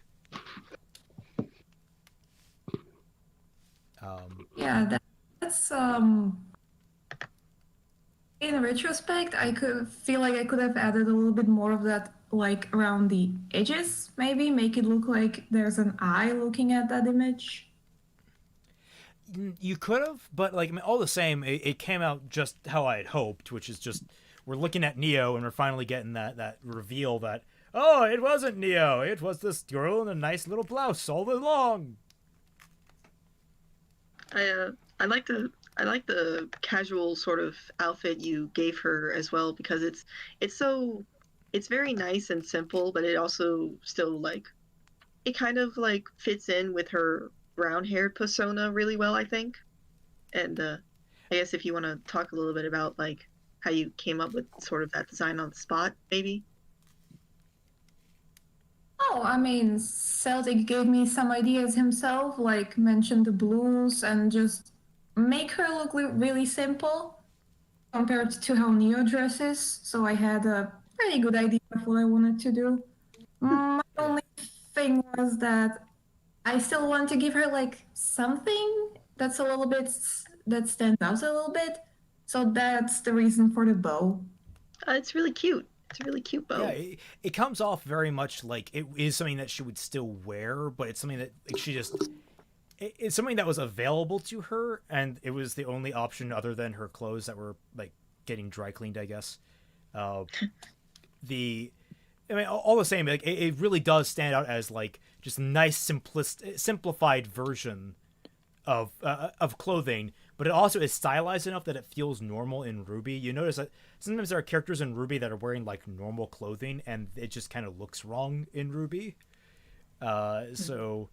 Like, I very much appreciated it. And this is one thing that's on me, because between all the different artists that drew her as Jane Doe, we never had a unified image of what that looked like, of what she was supposed to look like. So that's on me for not really, like, putting my foot down and saying we need a Jane Doe design. So, but I think your version came out very strong. I think all their versions came out very strong. It's clean, but not boring. I think with her casual clothes, it's kind of okay to have a little bit of wiggle room, because normal everyday people change their clothes. They don't necessarily wear the same thing all the time. So in terms of this being kind of conceptual work, there was like some wiggle room that made it okay. Yeah. Another thing that comes to mind is in the beginning, I actually had a lot of trouble with the expressions, because I don't draw like these kinds of expressions a whole lot, but I'm happy because, again, Celtic was really good at guiding me, and then I always showed him, like, is this enough? Should I be more nervous, more scared? And eventually we got there. Yeah, it took a little refining, but I think you got onto the right track fairly quickly. So yeah, I think it came out great. Again, your style, just very sharp lines, makes it all pop very nicely. It kind of feels like, I don't know how to describe it. It feels like your characters are kind of made out of gemstone a little bit. Very shiny looking. Yeah, they have very good shine. Cut. Yeah. Like sharp edges and stuff. Yeah, the line art is very angular, but it's not like very thin. You've thickened it in certain parts, and that kind of gives that gemstone effect. I think he's trying to say. Well, there's a very sharp gem in Ruby. Bad pun. Bad. It's beautiful. I love that one. Also, interesting little note. This piece was given to me as reference for one of my drawings. It's like, Jane. Yeah. Yep. So, that was it's always fun. I love cross pollinating the artist pool. No, yeah, because how Raymond does this, we have like no idea what each other has really. Yeah, I keep them everyone sequestered. Although, like I'm going to be definitely working much more loosely than I have been in the next volume, because like I kept trying to be like kind of tricky dicky with some of my descriptions early on in this volume, and we weren't getting like quite the results that we wanted. People were confused on things, and I was like, you know what, fuck it. And I've just been cutting and pasting whole sections of the script now to give to people and being like, here's what I say, here's kind of what I want from this to visualize what I'm describing. Take it away. Instead of being like, okay, I need this specific thing here and this here and this here, and I can't tell you what this is about. No, I'm just gonna be flat out honest about everything going forward. It's I think it helps continuity and flow.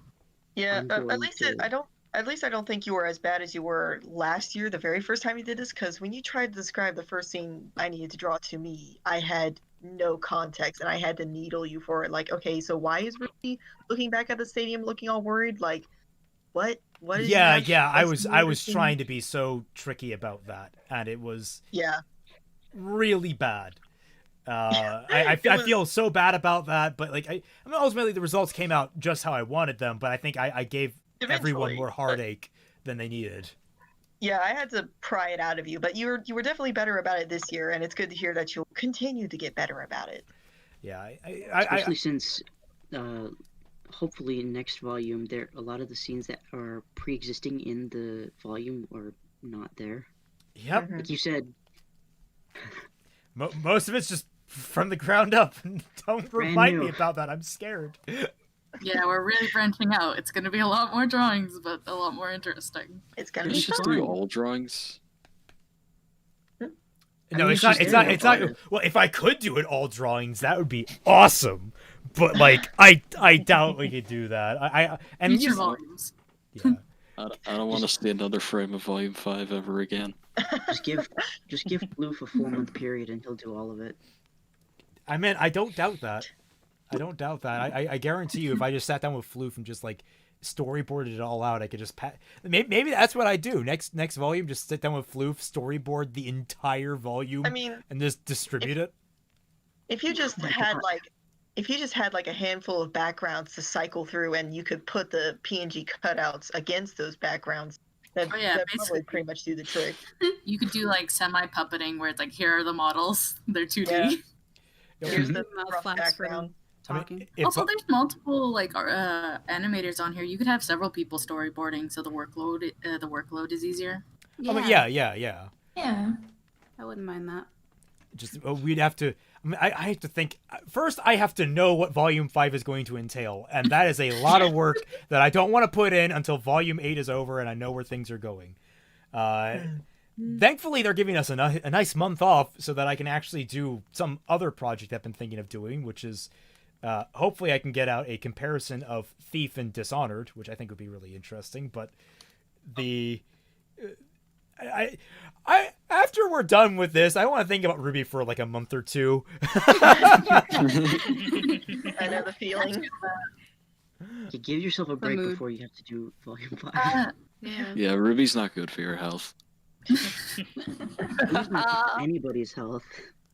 Hey Lumi, do you have anything else to say about this piece real quick? No, I think I said everything relevant. Okay. Well, let's slide on in. causes cancer in the Next state of California. is that we I actually get have Chef here. Not even Beautiful. Who is next? Next is Aiden Blitz. Aiden, Hello, everyone. you get to talk about Hello.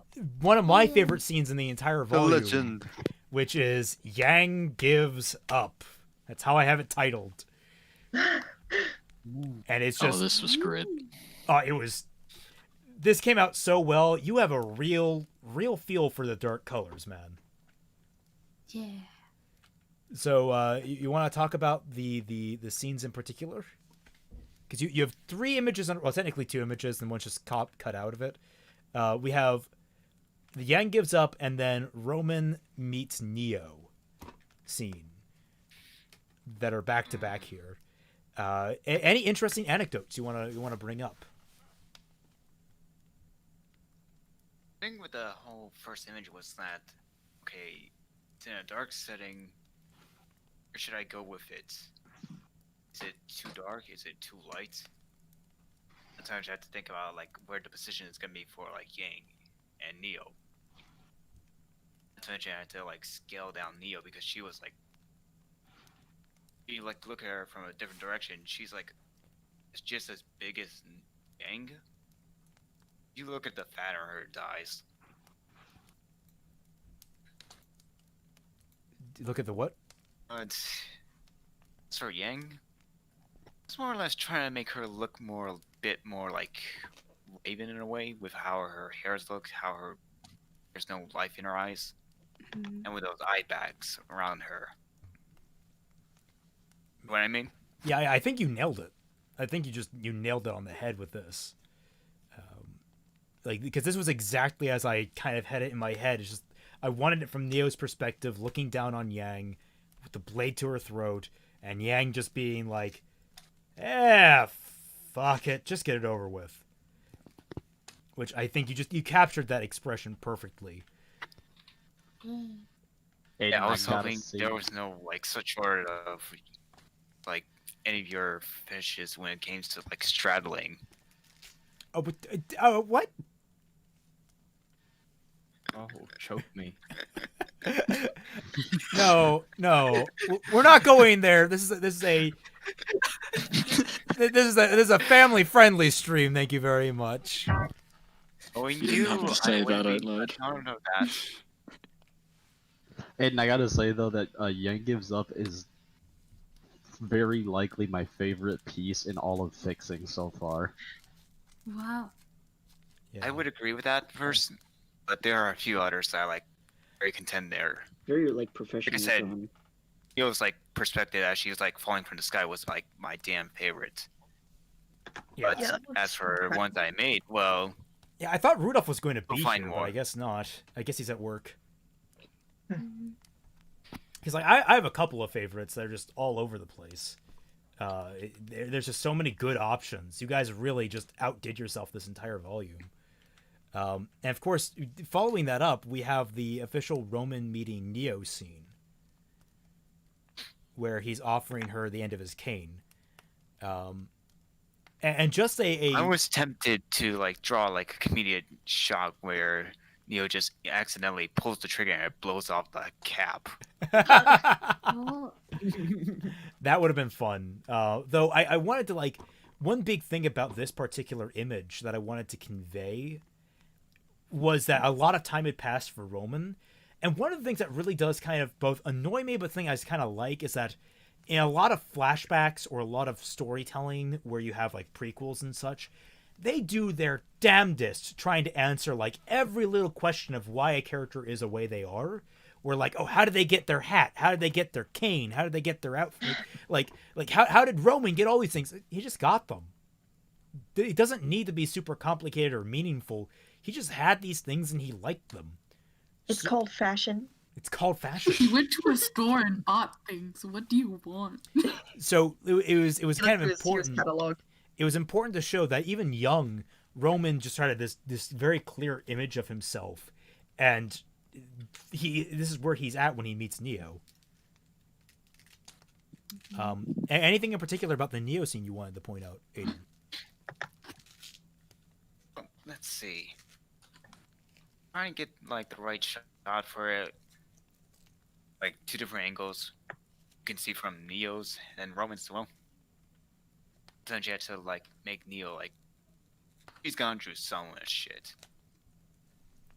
I want to like add more like the scars to her that at least shows why like how she's like this perfect warrior. Way like, well, I wouldn't say perfect, but she's more attentive and vigilant. But you know, she may not like experience that sort of like suffering when she was a kid. Yeah, she wants to avoid getting hit, and that's kind of important to her. How is it showing up on screen?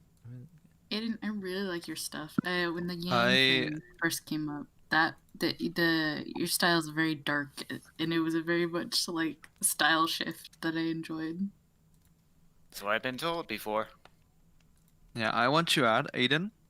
First of all, very good at, but second of all, I want to say that this was the scene that I was most expecting for, because like I wanted to see it because I don't know if Celtic remembers, but I asked him if I could draw Neo around the kids or something like that. I don't know if he remembers. But then he told me that no, there's a future scene that I want to use of that. And I was like, oh. Yes, oh, I do remember that. You brought up Neo, and I'm like, yeah, no, we've already got something with Neo. We've already got something with Neo planned. So yeah, I wanted to see who and what was going to be done to Neo. I really was like expecting that. So you did a really good job, actually. I really like it. Thanks, man.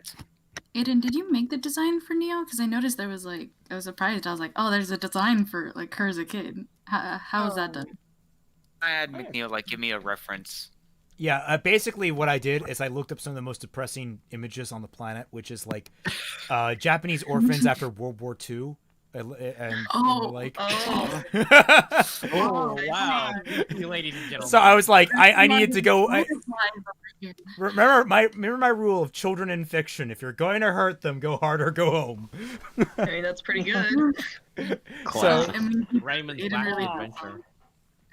Yeah. So I thought, let's look up that kind of stuff, and it came out really good. In fact, that's, if we scroll over to Lumi, that's the image I gave to Lumi to reference for. It technically should have been before that one in order, but I just, because it's a pickup, it was it didn't. It just came in later in the order. You'll notice that all the pickup images that happened in the later half of the volume, they actually come after the points are supposed to in the order in how I organize things, just because I label them as pickups and that's how they do it alphabetically. But this was Neo, Lumi showing Neo demonstrating her power briefly in front of Roman, trying to clean herself up. And any interesting thoughts on this, Lumi? If I remember Like right, details in the class, like as if it was like her learning it at first, but it all shatters and like in front of her for the start of it. Well, it's more that she's weak. That's the indication, is that she's trying to do the illusion and she's decent at it, but like she's been beaten to crap. She's not like, remember how I changed the but this rule? is like also her first time in it, right? No, I don't it's know not about the her first time. since she knows how to do it. Yeah, it's not the first time. She's done it before, but she's not like the most refined at it, and that's kind of the thing. Like, Roman teaches her, or at least helps her refine it, like kind of into what he needs. He's like, hey, if you can create an illusion, can you do this? And Neo's like, I don't know, let's try it. That's sort of how their dynamic kind of spiraled with the illusion power. The big thing with that was where did he go with this? I'm trying to think of like where my brain. I had a thought and I wanted to do it. All right, sorry. The way semblances work in Fixing RWBY is that they're going off of exhaustion. They're not going off of aura. They're basically like a phantom organ, so to speak, that you can control. It's like an element of your physicality. It's produced by your body, like an energy naturally. Kind of like My Hero. So being exhausted physically means that it's very difficult for you to use it. and thus having the crap beat out of you means it's even harder to use your semblance. That's why it's called Fixing RWBY. Yep. All right, but yeah, sorry, I didn't mean to overwrite. Lumi, any interesting anecdotes while I jabbered there? Not really. This one was just really fun to do, but honestly, I pretty much made things easier that I had the reference for how Neo looked. That's the one unified look we had for Neo this whole volume. We gotta, don't worry about her in the present, guys. She doesn't need a consistent image, but here in the past, we need to make sure everyone knows that she got beat up as a child. Oh no. Aww. All right. Staying consistent. And next up is actually more Aiden Blitz, where we got the basically Terry stops in Pog. Aiden's moment of going completely bonkers. This is where Aiden went, hey, I can do that floof thing too, and completely arted the hell out of the Neo, Yang, and Tai scene, where they're together in the Yang's bedroom, and Neo decides not to kill Yang. Cool. So, any interesting anecdotes, Aiden? Aiden? Aiden. Oh, sorry, my mic was off. I was on. Bruh. Technical difficulties. What drawing makes to people. Yeah, but yeah, so this is the So for Neo shot, I had to get it look even worse for her in that scenario. You can tell she was more roughed up in that. Yeah, I can tell you. There are also slight modifications to her outfit, like she had those straps across her chest, which I don't think were on the Also, original. look at the heavily emphasized eye bags. Yeah, this looks like this was before she met Roman. Am I understanding this correctly? This is like, because this was your interpretation of what she looked like. I imagine because she has shorter hair in this one than she did when she met Roman. She has, Oh yeah, that's the exact question. How do you guys feel about short hair Neo? I like it. Okay. I also like it. I think it works here. I think it definitely works here, but I kind of like Neo keeping her normal hair length. I feel like there are so many characters in RWBY where it's just sort of like, hey, let's give them bob cuts, and everyone like arcs them as bob cuts, and it's like, Yeah. That's At a the future same- design question. Yeah, I mean, at the same time, hair can be very symbolic. She could have short hair when she's younger because maybe like she's more like to herself and restrictive, doesn't want to bring attention to herself. But then as she gets older, she's more confident in her image, so she draws her hair out and like is more confident in her hair. So yeah, at least for girls, like it can be a really identifying trait. Her hair should just be From a more. reverse effect as well. Like, older you grow, like the hair is kind of shortens at a time. That's So, like, true. that's It maturity. goes both ways. You could Yeah. characterize it either way. Yeah. Yeah, I feel like Neo should just have the most ice cream ass updo ever eventually, where it's just a little sport on her head. yes. Hopefully by the end of hopefully by the end of the entire show, and when I fixed it all, I can just end it with Neo and Roman out on like a nice little date, getting a big ice cream sundae. I just want Neo with Jimmy Neutron hair. I just realized. Oh my gosh! Oh no. Hell yeah. Oh, now I can see it. Well, Very Coffee, wonderful. it has been nice having you on the Sketchy Huntsman. Too bad you're not returning. Oh no! I'm kidding. But yes, Aiden, you were trying to say something. Okay, so this is the point where I have to like branch out like into a different sort of art style because for the next couple of shots, I had to model like Yang's room in Blender, so like get the background angles. So trying to like make the background as sketchy as like the first couple of ones, gonna be time consuming.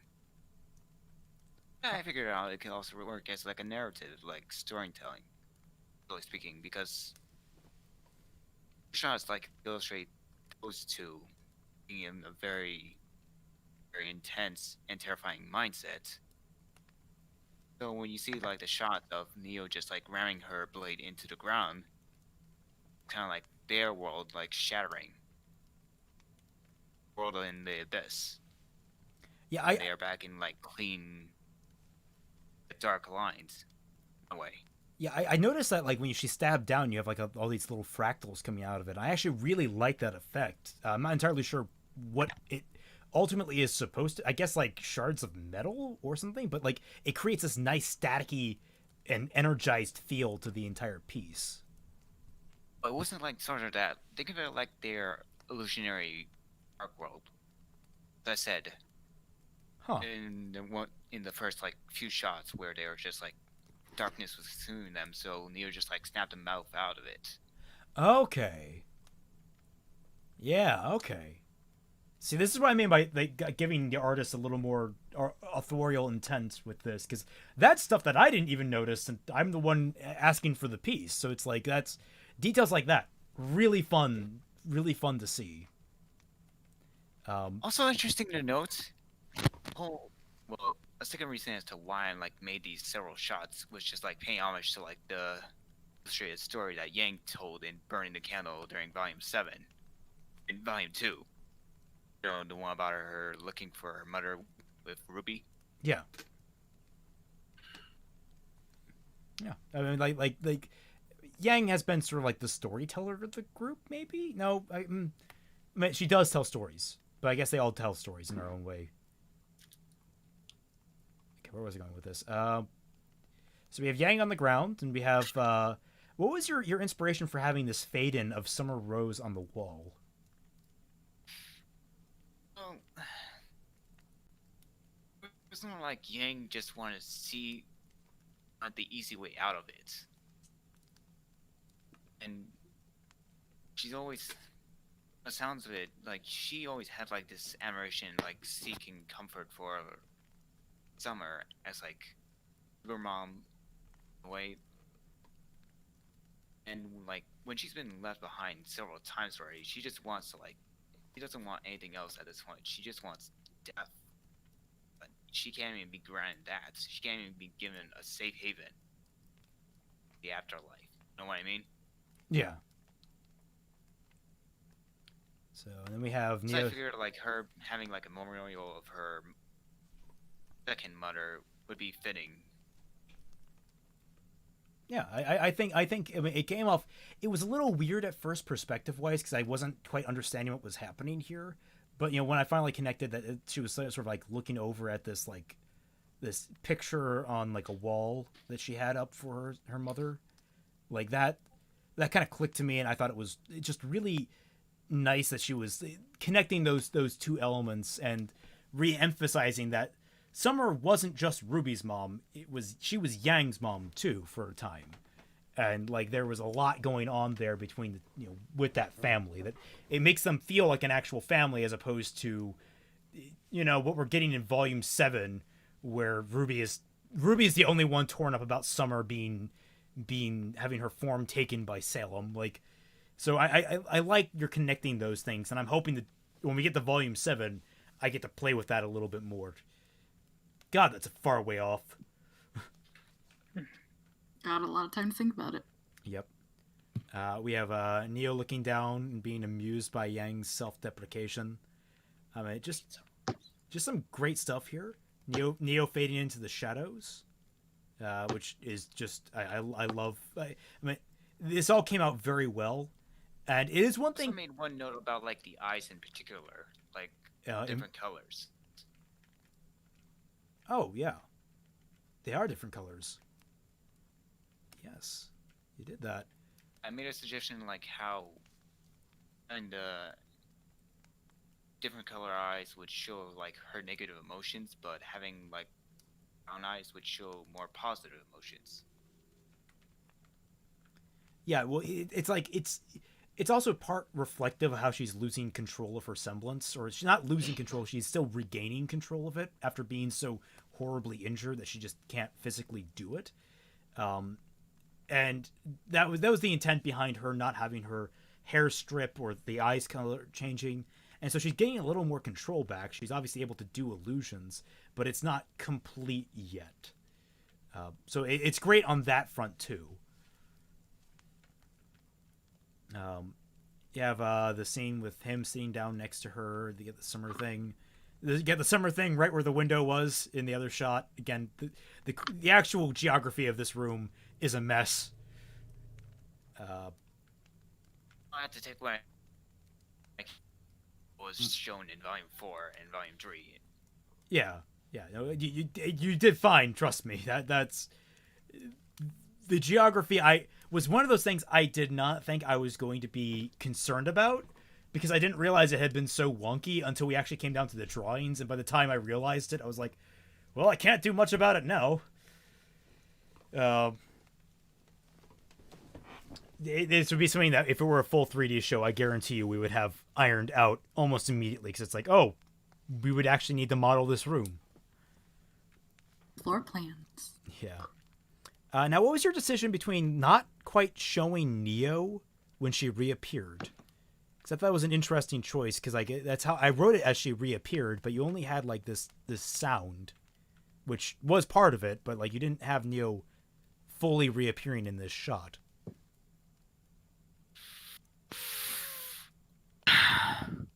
Big sigh.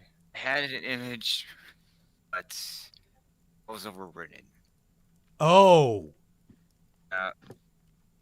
I had a line art of it, but I was short on time, so to make do with what I can. I mean, you may do. You may do just fine, but like, I thought it was an interesting choice. I thought maybe Neo's just hanging out behind the curtain, just out of shot. But yeah. Okay, so that was a technical issue. Got it. Going back to the whole tying and scene bit remote. Oh, sure. Yeah, actually, thing is, I was actually tempted to like have them do a fist bump as like a father and daughter thing. So I figured headpads would work enough, and just like some expressions and emotions that they're showing on their faces would be good enough. Oh yeah, I think it all came off really well. With, I mean, Yang, I like just like how you keep that really dead inside expression, and you know, when she finally gets that little bit of a spark in there, you can tell that her eye lights up just a little bit. It's not so much of a matte color anymore. It's a little more glossy. You have that little speckle of eye, light in the eye there, which I think worked out really well. So yeah, I think you did a great job on all of these. Thank you. Moving on to the next image is actually the trio image, the work between Floof, Traka, and Perry, if I recall correctly. Oh. Well, too bad. Floof is gone, and Traka is also gone. You were just speak for the both of them. Just put words in their mouth. That's it's right. fine. Perry, you were the word. Oh no, Perry. Yeah, Perry, you were the inker, right? Is that right? You were the inker for this? I was the line artist for this. It's right. Inker. Floof did the sketches, then you did the line art, and then Traka did the coloring. Is that right? That is correct. And how did this flow for you guys? I think it went fine. Floof did a couple a lot of sketches actually, and I completed like 4 or 5 pieces a day, I think. Yeah, I think it came out great. Whose idea was it to do the ad for my book? Because that was not my idea. For the record, that was not my idea. One of you guys threw it out. Hey, we should put this in there, and I'm like, okay, fine. I think it was I think it was Traka who decided to go, hey Lamau, wouldn't it be great if we just like slapped in his work? My one complaint, my one complaint about it is that 1, it's not well contoured to the page, and 2, it's not black and white, like in an actual newspaper. True. mean- That was all my fault though, because I was the one who edited it in. Like, how can Menadri like be able to afford like coloring? I'm still not mature to the software that I use, which is Krita. It's also Krita? free. Shameless plugin. Interesting. Clip Studio. You You can get a free trial for 3 months. I'm just saying. So affordable, more cheaper than Photoshop. Any interesting tidbits about this, or how that process worked? Like, because from what I saw, it all worked really smoothly. Yeah, it went really well. Struggled a little bit with Blake's design because of the arms, but other than that, it's fine. Oh, also the hairpin, but yeah, I think that's it. Okay. Well, next up is Vivi's piece from Ilya spying on the Belladonnas and Sun. Okay. I need some water, geez. Stay hydrated. Yes, stay hydrated. All right. So, this one was really nice to work on. The only issue I had with my piece was that there wasn't a lot of reference for perspective that I was working with in this shot. So I literally had to do this on my own, like with no reference. And the idea that I had was like, you know how iPhone has a camera and it's like on the side of the phone? Yeah. Off to the side. So like she's looking through the bars essentially, but there wasn't really reference for that balcony area at the angle that I was trying to draw it from. Because based on the floor plan, it would have been a little bit to the side, like with the angle. So I was like, I'll just improvise it and make something up. But yeah, it came out really nice, I think, and my favorite I got better with my arms. Yeah, you got better with your arms. My favorite part about this is I actually really like your version of Blake's redesign, especially her little expression there. Very cute. I don't know how to quite codify all that, but it looks very good. Thank you. And I think the hardest part of this piece was getting the scaling down because we all know Gira is huge. So just getting like the height differences right for everybody was a challenge. But I really enjoyed working on it. I didn't really put anything in the back, like the back of the, the back of the balcony, because I didn't think that was the main focus of the piece anymore. I think it came out well. I think you did a good job with this one. Like even without the guidelines to work with. Mm-hmm. Although now I'm just now realizing something. You gave both Fennec and Corsic ears. Oh. Yes, I did. I think I found 2 pictures of them, and I got confused because they look so similar. I was like, wait, I don't do they blame both you. have ears? Does one have ears? So I ended up drawing both of them with ears, and I'm fine. I'm actually surprised you didn't mention it to me. Well, because like I have the same problem with them. They look so similar. Yeah. It's just like you just assume they both have ears and a tail. But no, Corsic only has a tail because that stupid Faunus rule, which if I had known about initially, I would have changed in my fixing lore, but I can't go back and I can't redux a fixing. Like, I can't do that.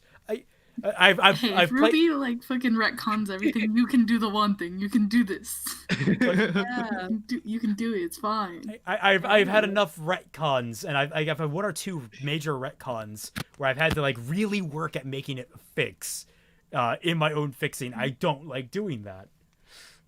Yeah, I really didn't notice that, and I don't think it made a big difference in the I don't know. It didn't. It didn't. It wasn't. I just now realized it. Like I'm only now realizing it because their design is just so blended together.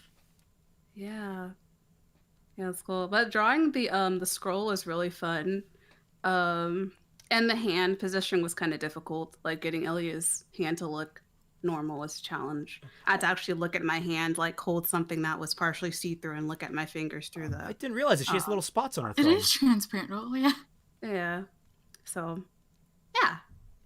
I'm proud of this. I really was. And Raymond was very supportive and helping with just supporting me because it was difficult to actually think of like how the shot was going to be. So I'm just grateful for that. So yeah, it came out great. It came out great. I love it. Thank you. All right. Next up is finally RWBY. RWBY Zoisite. Zoisite. Which is the first ever, the first official instance of Yang and Neo being friends. Yep. Yay! Hooray for friendship. Now, any fun anecdotes about this one? Okay, first of all, I have a huge error in the windows. I realized that there should be 3 instead of just that 2. That was my bad in that part. It's fine. Again, between the fact that Yang's room is nebulous and I never defined an outfit for Neo, there's a lot here that's technically anachronistic, but it's fine. It tiddlywinks. Okay. Secondly, the setting. I actually referenced the shot from Yang from Volume 3 ending where we saw Yang's room very in that color scheme, because you said that you wanted a very warm environment but cold room vibe, right? Yes. Yeah. So that's why I use that as a color scheme. And also, if you notice, I don't know if some people noticed it, but she's actually learning the sign language of Y to understand as her name. Yeah, like that's. I mean, technically speaking, I would imagine Veil sign language isn't 1-for-1 English sign language, but all the same, like I think that conveys exactly what she's supposed to be learning at that time. She's learning the fine intricacies of that stuff. Someone dropped down so I can. Yeah, gotta rearrange. Other than that, I did use you have to use 3D models for the backgrounds and the characters, especially how they actually set it in. I may have made the bed a little too small. I realize that. I mean, with Yang involved, the bed is always too small. But other than that, yeah, I'm really happy how this turned out. Yeah, it came out nice and clean. It's a lovely piece. No Thank you. question about it. Before my turn's end, can I shout out to someone in the chat? Sure. I shout out to Studs, Dollman. Without him, I might never become a Sketchy Huntsman member. What did he say? What? Studs Dollman. Studs Dollimer, sorry. Dolomar? Studs Dollimer, yeah. Oh, okay. Yeah, didn't Dolomar didn't he try out? I think he tried out last year and didn't make it in. I mean, you can always try out next year. Again, You mean tried out this year? Yeah, he tried out this year and didn't make it in. And we do have a process where we actually, everyone votes on who gets in and who doesn't. We make sure that we try to keep I mean, like, we have people that were like beginning artists try to get in, and it's like, I understand the energy, but we're talking like only slightly better than stick figures, and like there's like there were also some artists whose styles were just very much copying other shows' styles. I mean, I know feel that was entirely appropriate. Or there was also like I think it was Booby, BWBY, that auditioned, and they had a very clean style, but it was very chibi. Like, it's super chibi, and it was like there's like a threshold where it's like too detached from being sort of a more serious narrative. So it's like that. We're trying to fight a certain criteria. There is a very wide threshold for it, but there is a threshold that you have to meet in terms of either quality or style, and it's like that. We're trying to aim for that, but you can always keep attempting every year when we open up. Yeah, you're back. Yeah, I was just drawing something really cursed. That's not cursed.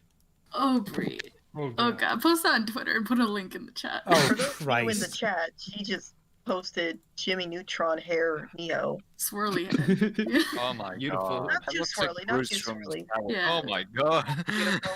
It really goes straight up, but that's good. That's good. Well, Perry, has it's no been idea nice what- having you on the Sketchy Huntsman.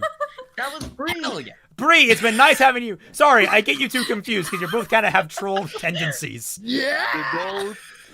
Hence, this abomination. All of us. Quick, please donate. No clue. Please donate to me at clue. Streamlabs/Celtic Phoenix Productions so I can buy some eye bleach.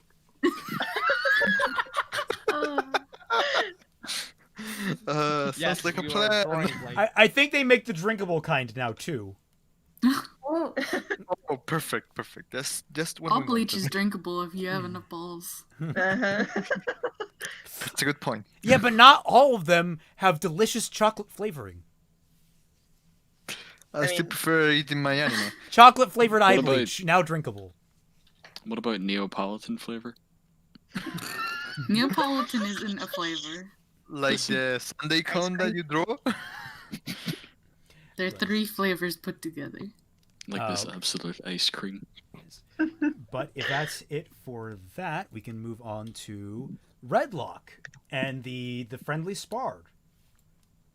Did Redlock leave? No, Redlock's Oh, still Redlock, here. there you are. Sorry, you changed your name to YY Redlock so you could be at the end with Yuri, and then you changed it back so I got confused. That's why. But yes. Net Lady has the appropriate reaction with that aqua image. Perfect. But yes, One Redlock. where she's screaming and crying. Any fun anecdotes about this one? Whoa, you are really quiet. 1 minute. I know. I think it has to say. I mean, I have not to say that the next one, but this one was. All right, I'm gonna stop you. I cannot hear you like almost at all. Yeah. You need to crank your volume to the max in your settings. Also, get closer if you can. It's anything that can help.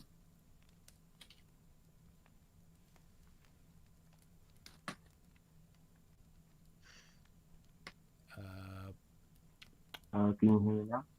A little bit better, yes. And now he's muted and deafened. Ah. Oh, there we go. Um. All right, it's a little bit better. You're a little blown out, but like that's better than not being able to hear you. Just be very careful with your wording. Crap, I didn't. Oh, Jetty017 donated $17 for the eye bleach. Damn. Hey. Hey. Thank you. Oh me. Hey, thanks for donating, my boy. Very generous. Forgot to We're reset saved. the alert box. Got to put that up there. Can you imagine the apathy having Agreed. that kind of hair? If someone donates $100, Raymond leg reveal right now. Live on stream. Wait. Oh shit. Ankle. Very, all clean. we are not at that point yet. I mean, We don't I have- guess.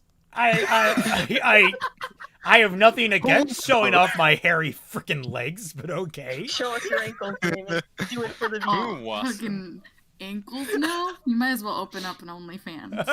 Yeah, basically. Oh yes. Sounds no. like a plan. Okay, but let's try and give Redlock any anecdotes, any interesting notes you want to bring up about this piece? Redlock? Redlock. They're typing. Oh, they're typing. Oh, can you hear no. me? Alright, I'll just read it out for him. I don't hear anyone odd. I don't Oh. hear anyone odd. Do you have yourself deafened? Try leaving and coming back again. Sometimes that like fixes it. Don't worry, Redlock. Just Can't- the chat. guys, he can't hear Discord anyone. being I'm Discord. stupid. Oh yeah. Discord being Oh, Discord. God. Oh. Oh, I got no brain cells. Oh no. Oh my god. All right, Redlock, Hello. can you hear us? Redlock? Hello? Can you hear anything? Hello? Yay! Yes, we do. What? Does he? I can't. I still can't hear him. Yeah. Wait, Oh, there is we he go. saying Whoa. anything? I saw Yeah, it. There we Oh, go. he- Okay. I Oh. heard a voice. Hey. Oh, great. No. There we go. Okay. There's a Hell lot yeah. there's a lot of pressure now. So hi. Hello. So about the picture, like, what can I say? I was given simple instructions to basically just do it, and I just did what I thought. I thought I'd do a dynamic angle, and I don't know, I'm pretty happy with how it turned out. Yeah, I think I came out pretty well. Nothing. Yeah, thanks. I mean, it's nothing special, but it works. It does what it's supposed to. Anyone else have any extra comments on it? Because it's a fairly simple. It's very self-explanatory. Love the hair. I like the fun silhouettes. This very clear shapes. Those pose just makes me smile. She's Yeah, doing that's probably arms if I'm back, speaking little to ninja two like. Ninja run. Kitty face. That's what really sells it for me. Is the kitty face. Just Neo It's doing. not like full Nart, but it's pretty close. Okay, well, the next is the next absolute flood of images from Mint. Hello there. Yes, which It's me is, again. Mint, let's go. Which is Menagerie, at the end of the day, with Tired Blake of and a hype Sun. man. Don't you mean mint nash? Yeah. That's something. But yes, I thought my puns were bad. any fun notes about this one? Mint? Well, you know that I did a storyboard for this one. That was weird. The first storyboard I ever done in my life, and I made a chat sun in it. And that's goals. Honestly, the weirdest thing about this one is just that Sun looks a bit like Ty in shot. Yeah, that was intentional. Actually, I was like, I was nothing. Go ahead. I was just commenting on like the show's character design. Sometimes having samey looking characters.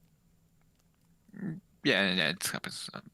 And I am still proud of my chat son that I thought it was funny. I made a memory buff, like his muscles were as big as Jira in my storyboard. I remember very distinctly that you wanted to tease people with shirtless Sun a lot. You really liked playing with that. Yeah. Funny enough, that came because you didn't want to show the guard design, because I basically made that up, and Celtic was like, "Wait, we should like don't show that a lot because." And then I said, "Okay, let's give a gift then." Yeah, this was, I think, I'm trying to think. This was a pickup, but like we just didn't have a guard design ready for Sun, really. Yeah.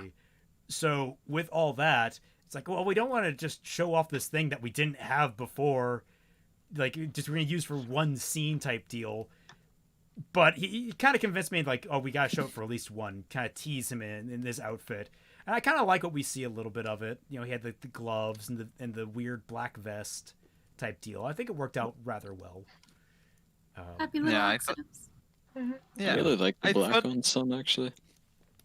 Yeah, I thought like I saw Blake's design, so I obviously took a lot of inspiration of doing that to Sun. But then I thought, well, Sun wouldn't have the shirt closed, so he had it open. Probably will have the same gloves. That was all I would show because he was taking the armor off. So that's all what it will be shown. So I, of course, drew his beautiful muscles. Yes. Because why Thank not? you for fan service. You're doing God's work. We thank you for your service. Very valuable in these trying times. I remember some comments about these scenes. The intensity of the faces and the emotions. That was intentional. I'm sorry. I had a version of it that is intentional, but the one shown, it isn't. I mean, intensity can be pretty good. for conveying emotion. Like I would have Yeah, made the note pro- if I thought they didn't fit, because I think you nailed the facial expressions in most of these scenes. Yeah, the problem is that, well, we all know that Ruby has this ship wars, so I It's guess. fine. And Oh yeah, right. Because you were the one that if- wanted a blush on Sun, and I had to turn you down. on No, that. it was No, on wasn't it Blake. Blake? Oh, it was on Blake, Was right? Blake.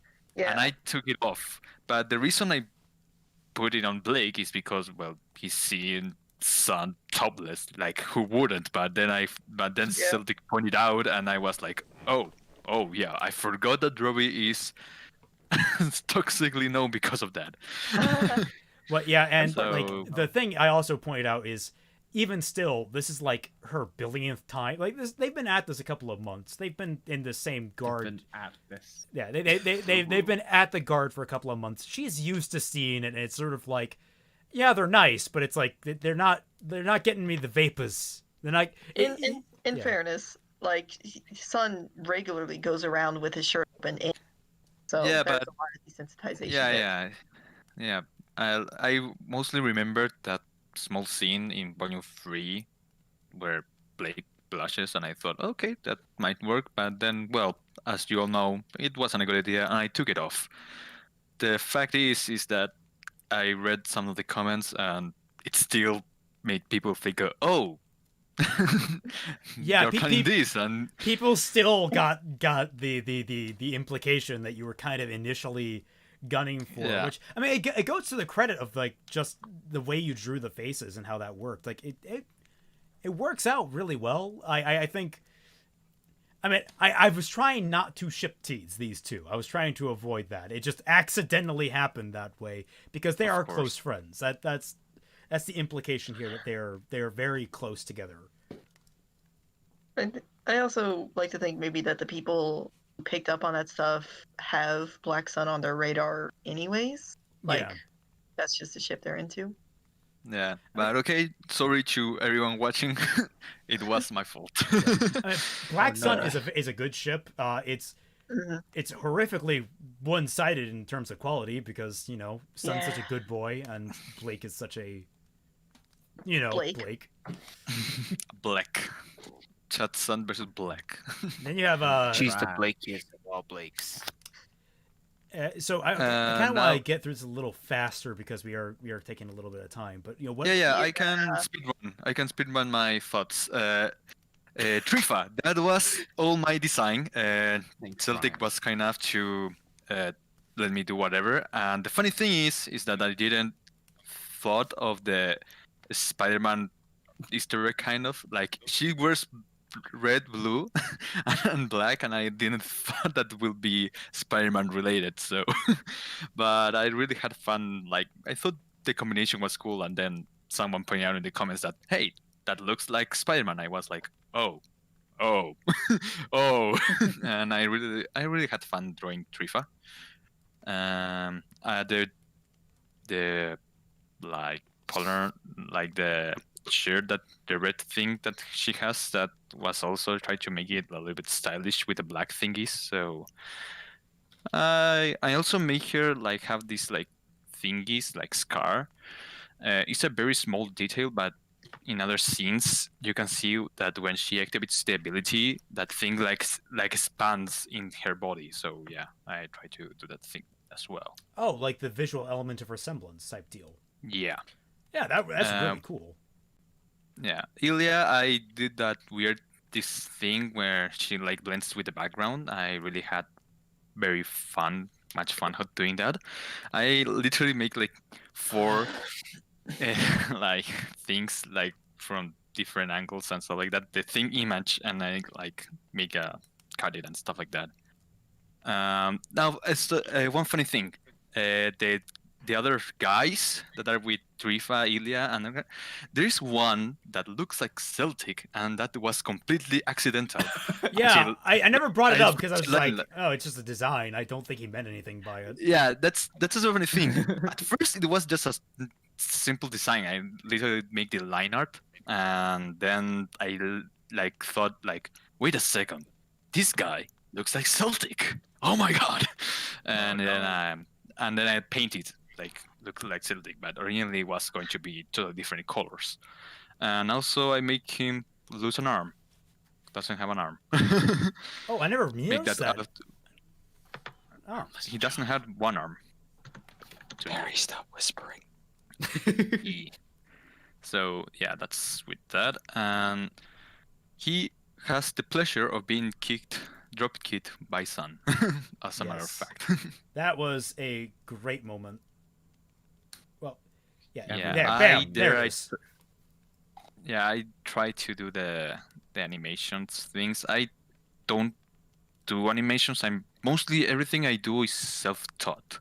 So everything I know about animation is also self-taught, and I even lose it for a while because I don't do an animation for like 5 years ago. So I very like, but this I really like doing this part because of that. I like saw Fluff things, I saw Iliac things, I saw everyone's things, and I was like, okay, I want to try to do this, especially because I want to try to get back to animation. So that's how everything went down. Yeah, I think it came out great. You really went all over the place. That were in like such a good way. You really outdid yourself. I'm glad. the nice touch that you did here. I like that you had like a little fire coming off her eye here when she starts channeling Yang. It's sort of like a little. I mean, it's not really because she already has gold eyes, but like that's sort of like supposed to be a nod to Yang a little bit. Yeah. As a matter of fact, in the storyboard, I basically draw like a Yang, like a stand behind her at the beginning, and then I like, of course, I didn't draw that, so I decided to draw the flare thingy. So yeah. Anything else of note? Any opinions of anybody? I'm already done with mine. It's very stylish and very dynamic for like you see a tense like chase or like chop going on. Especially when you give like those extra strokes around the shading area.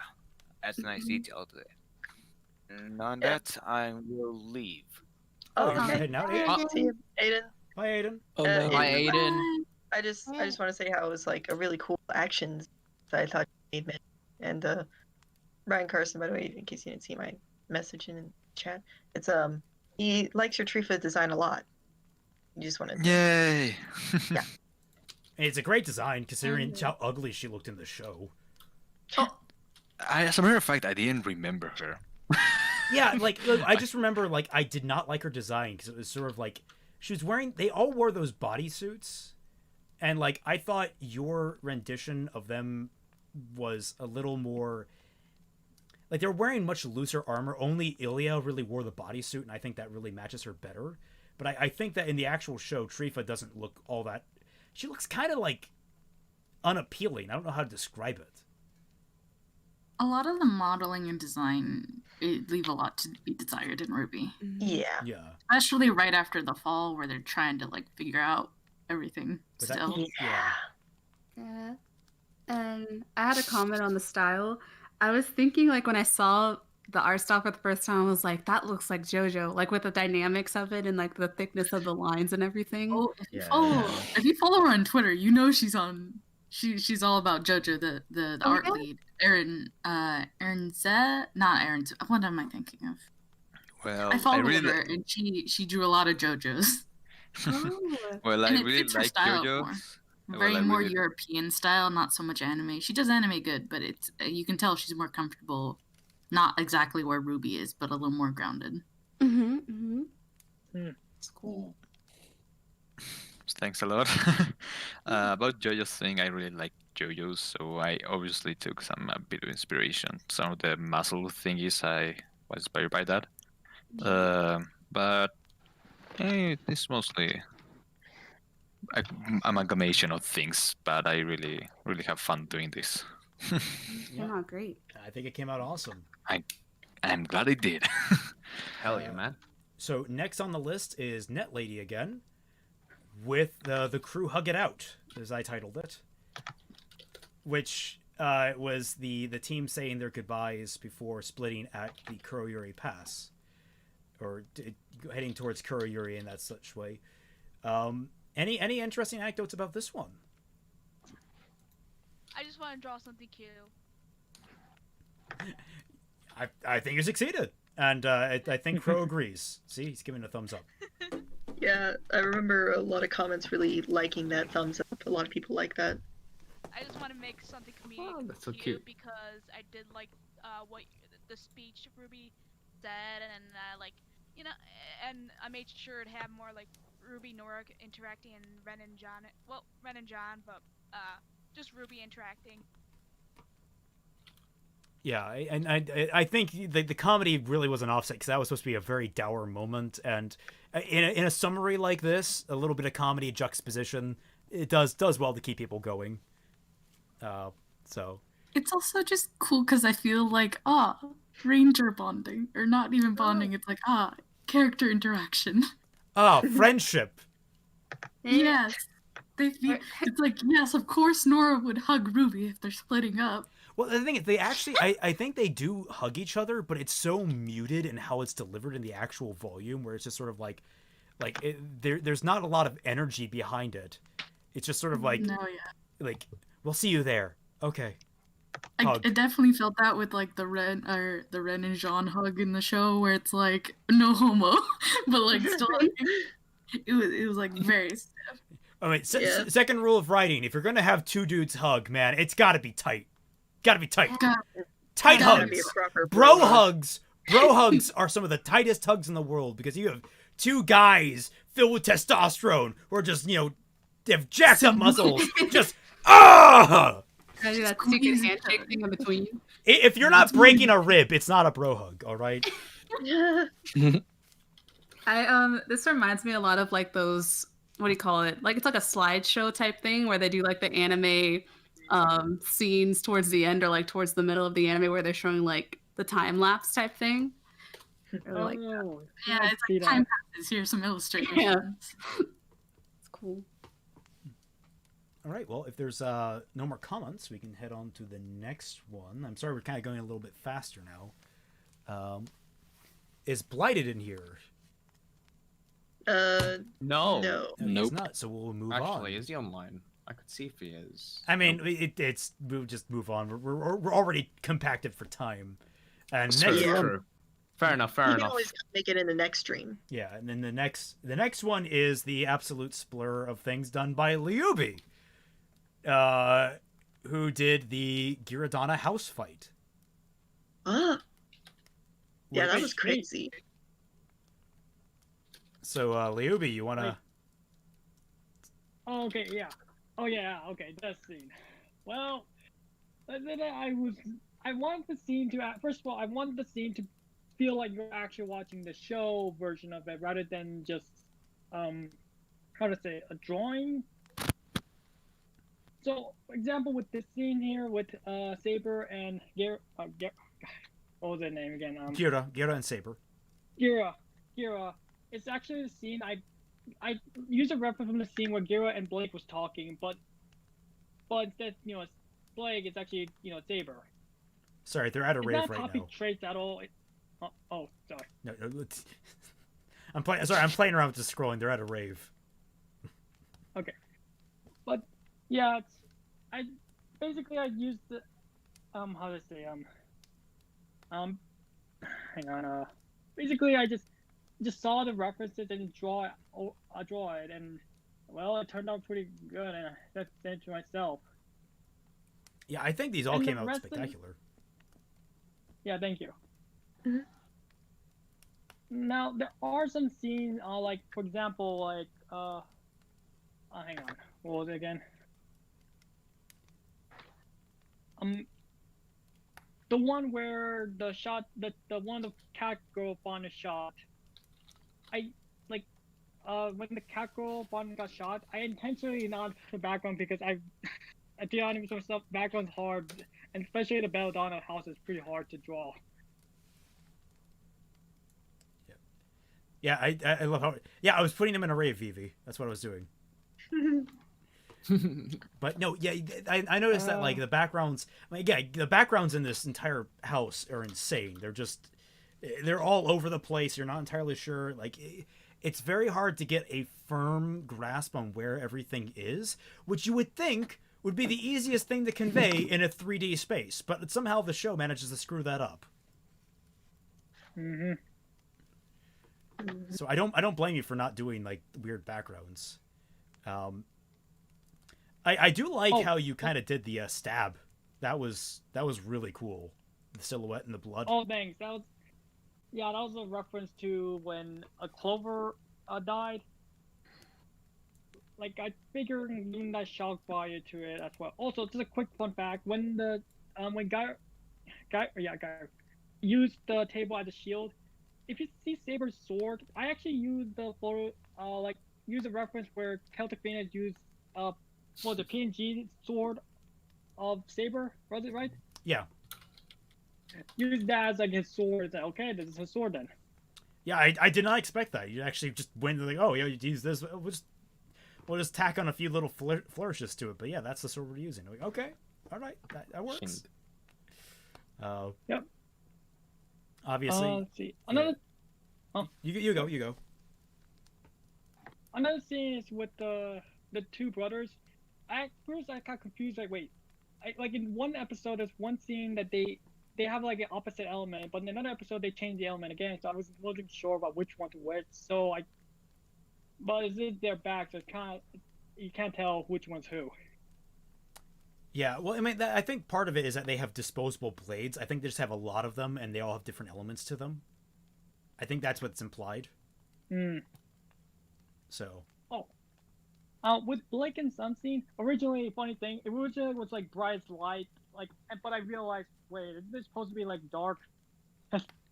Yeah, that was a big thing. I remember like halfway through, we were just like, oh wait, we turned out the lights, didn't we? And yeah. Also, I don't know if anyone noticed, but I intentionally make the eyes light brighter to the whole bonus thing to actually, I can see through dark. Yeah, I like that touch. It really does make Blake's eyes pop in the shadow. With Blake scene with talking to Ilya, I actually intentionally, another thing like a background thing, but I did actually give that moment of Blake, showing us that how she made friend and also trying to white thing was to represent than what it's right now. Yeah, I think it all comes across quite clearly. Yeah. I feel bad about like this last one. It didn't ever really. I think it came out well in the last render, but in the episode 18 through 22 cut, this last scene that you drew this whole long spans for didn't quite come out as well as I had hoped. Just because like formatting that was just weird in the editor. So it's not really on you. I think it came out great visually. I just think it came out bizarre in the video. Okay, I can understand that. Not everything had to be, not everything could be perfect. Yeah, and I appreciate the attempt. We tried to get creative with that, and I think that was great. Thank you. Yeah. Other than that, I was just really glad I actually take care of this scene because, my goodness, I want this scene to be justified. Other than the actual show. Yes. All right. But again, I really thank you for being part of the member. Okay. Yeah. I'm glad to have you on board, man. You're an excellent artist. Thank you. All right. So let's move on, and I believe because I know she has notes for it. Coffee. We finally reached. We actually reached the second scene that you did, which is Yang and Neo. Yeah, so there's this some background on this piece is that I originally came into the Sketchy Huntsmen as like a pitch hitter for like one scene towards the end of the volume. And then later we had pickups, so then I ended up doing some more drawing. So it's a weird case of like something I drew later and I'm more proud of comes up first, and then I'm like almost embarrassed about like the later scenes with Raymond. I'm like, the coloring, the backgrounds could have been better. Oh come on, I think they all came out great. Yeah, they're good, but some of them are gooder. Some of them are less good, I can proudly say. So the first pick was actually really hard. I had to get a lot of reference for this because I wanted a very specific kind of green mood, and in the end I couldn't really get it. The lighting was Wait, I was about to say a curse word. My bad. It was a lot on the green scene. On the green scene with Yang and Neo. I had read because there was a break between the two groups of drawings I had done. So in the middle, I had read a manga, Bride Story by Kaoru Mori, and if you've seen that manga, it is so gloriously inked and detailed, so meticulously, lace on clothing is fully drawn out. Wow. And so I was really inspired, and it ended up really giving me a lot of work later on when I was trying to get the coloring for all these. Really proud of this one. I like how the sunflowers came out. The perspective is wonky. All my perspective is wonky. I need to get better at it. I mean, I think honestly, the strongest one that came out was the second one where you had them in the shed. I think this came out really well. Yeah, I'm really proud of that one. I went really purple on that, and I was like, yo, shading and lighting. So how I did these is I was given the scene. It's like, here's what happens. And I was like, okay, I drew some thumbnails. I sent it back to him, and I'm like, it's this. And then I went in with, let me look at my notes. I did the backgrounds first and then the characters, which isn't what I usually do. Usually I do the characters, then the background. This explains why I'm bad at backgrounds. You did a pretty good job, though. Yeah, I'm really proud of the second one. I feel like that one really hit it home. I think the only thing that is the only issue I have with it is probably actually two things. One of them is in the editing of the video that came out. A lot of the sides were cut off, so you couldn't see the paints and the board and the tools that I had put. Oh, okay. So you know what happens is I have it set that all things that I drag into my timeline automatically scale to the size of the video. But sometimes it gets really wonky with that because sometimes it'll cut things off, or sometimes it won't do it, and it will cut things off or it won't. It confuses it. That's why I keep trying to tell people, guys, I need this in this specific aspect ratio. I was very adamant about the specific aspect ratio, and I realized that. Yeah. Some people sometimes get it right. Some people just throw me too much to work with. 16:9. Yeah, not naming any names. Me. So I was a little bummed that part was cut out because I remember being like, hee detail. Another tricky part on this was the motorcycle.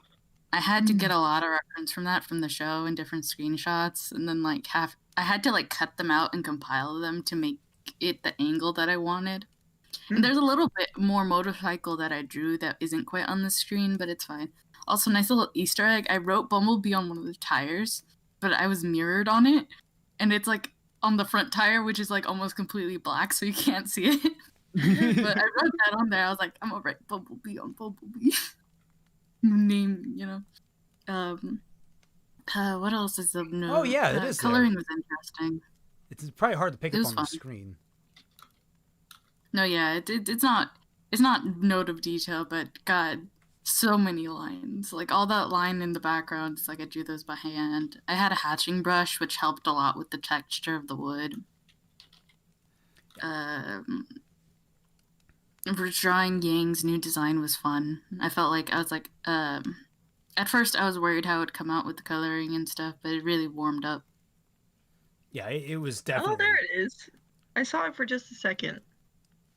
No, yeah, If I had known, I would have written it so it could be easier read, but it was a whole process doing the motorcycle. I'm really proud of that though, because I don't do technical stuff like that very often, or machinery, because I'm just ooh, pretty person. I drew them. Look at all the color. I think that's that's about it. But yeah, I went real hard on the line art on this. Yeah, I think real it nice. Came out superb. Hell yeah. It came out really nice. It was really cool pieces. Okay. Next up, we have Bree again with the Ironwood scene. Puggers! Oh dear God, why? Let's go, Bree. This was a pickup because someone else, I don't think, this was supposed to be someone else, and I at the last minute I was like, oh crap, they're not fulfilling it. We gotta get this done. So I went to Bree because I knew Bree was fast, and so I kind of gave you this late in the game, threw it to you, and I think it came up pretty good for a fairly rushed job. Was that? Is this? Are we talking about like the? Was that the one that you asked me about, but I said no because I was burnt out? No, it was someone else. I don't remember who it was. No, I mean like when the thing wasn't getting when done. when I was looking around for alternates, oh crap, I didn't mean to go that far. When I was looking around for alternates, I might have asked you. I think I might have asked you about. That might have been the stinger at the end that I ultimately gave the coffee that I asked you about. No, you didn't ask me about the stinger. That I was never gonna. You asked me once about like one of the extra arts that were being done, like all the pickup extra things. Oh, this was not a pickup. This was not a pickup. This was one of the original scenes that I needed painted or done. Yeah, I think Kraus was gonna do that one. Yeah, that might have been Kraus. I think it was Kraus that might have been trying to do it. I'm in the chat. Oh yeah, it was Kraus. Okay. Okay. Just wanted to make sure. Okay.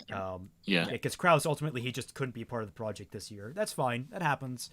So yeah, I had to shoot it to Bree, and I think you ultimately you came out. The only thing that I would have to complain is that it's supposed to be more at an angle where Weiss is like off to the side of the door as opposed to like right in line side of it.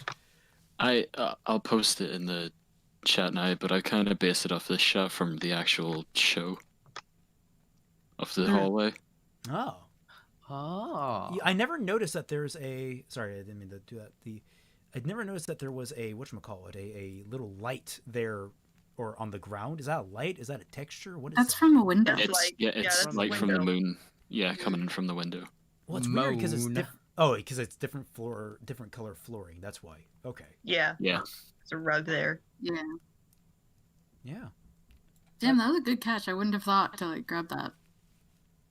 Yeah. I was sitting through this episode for so long trying to get the right angle, and I just saw this for like a split second, and I'm like, yoink. Perfect. Thievery. It's my reference now. So yeah, I think it came out pretty well. Yeah, it's okay. So next up, we have technically Blighted is next, but then after that we have, because Blighted's not here, Valian, Legion. We have your contributions to the final scenes in the final fight in the volume, which you did multiple versions of. Like we basically, I just let him do it, and he gave me versions that I could put in as either placeholders or as just sort of like, hey, it's done as far as the absolute necessity. So like if I needed to finish the video, I could, but then he kept finishing it more, and I just kept basically adding them back in. So you're gonna see like repeats in here that are only like partially like here's a good example. When the Nux screams, you get to see a little bit of his process in the action here, which I think is kind of cool. Yeah, these were great shots. Oh yeah. So any interesting thoughts on this, Valian? Well, some of the version is just me a bit annoyed about not putting enough details for it, because it's so bland if you don't have the details in there. So yeah, and I have to make an apology because it's making me work really slow, and I almost and I submit it almost before you upload it, one day before you upload it. Yeah, literally, like, as I was about to start rendering, you're like, oh, I have the finished pieces, and I'm like, oh, great, I can just throw those in there, which was just absolutely great timing. And, like, I mean, I like both versions. I actually kind of like the Stark version. It kind of gives a surrealist feel to it, makes you really focus on the super important things in the scene. But you really did a great job on all the extra little details and things. I mean, my personal favorite of all these is definitely the shot of seeing Grim Vision. This is even better than I had hoped Grim Vision would look like, because like that was such a very key detail to get right in my writing. I wanted to make sure that the Grim felt like their vision. It felt less like they were like it was a radiated aura of oh, there's negativity over here, I'm going to go towards it. It's like it's an actual sight they have. It's something they're attracted to in their vision, or they have a dark vision type deal. And you nailed it. Yeah, I'm kind of a bit hesitated on my artwork right there for the green vision, but yeah, I'm glad it's turned out great. Oh yeah, it turns out exactly as I had thought. Where like the idea is like the world is sort of bland to them. They're just white and missing lines. It's kind of like it very, very much nailed the hit the nail on the head there.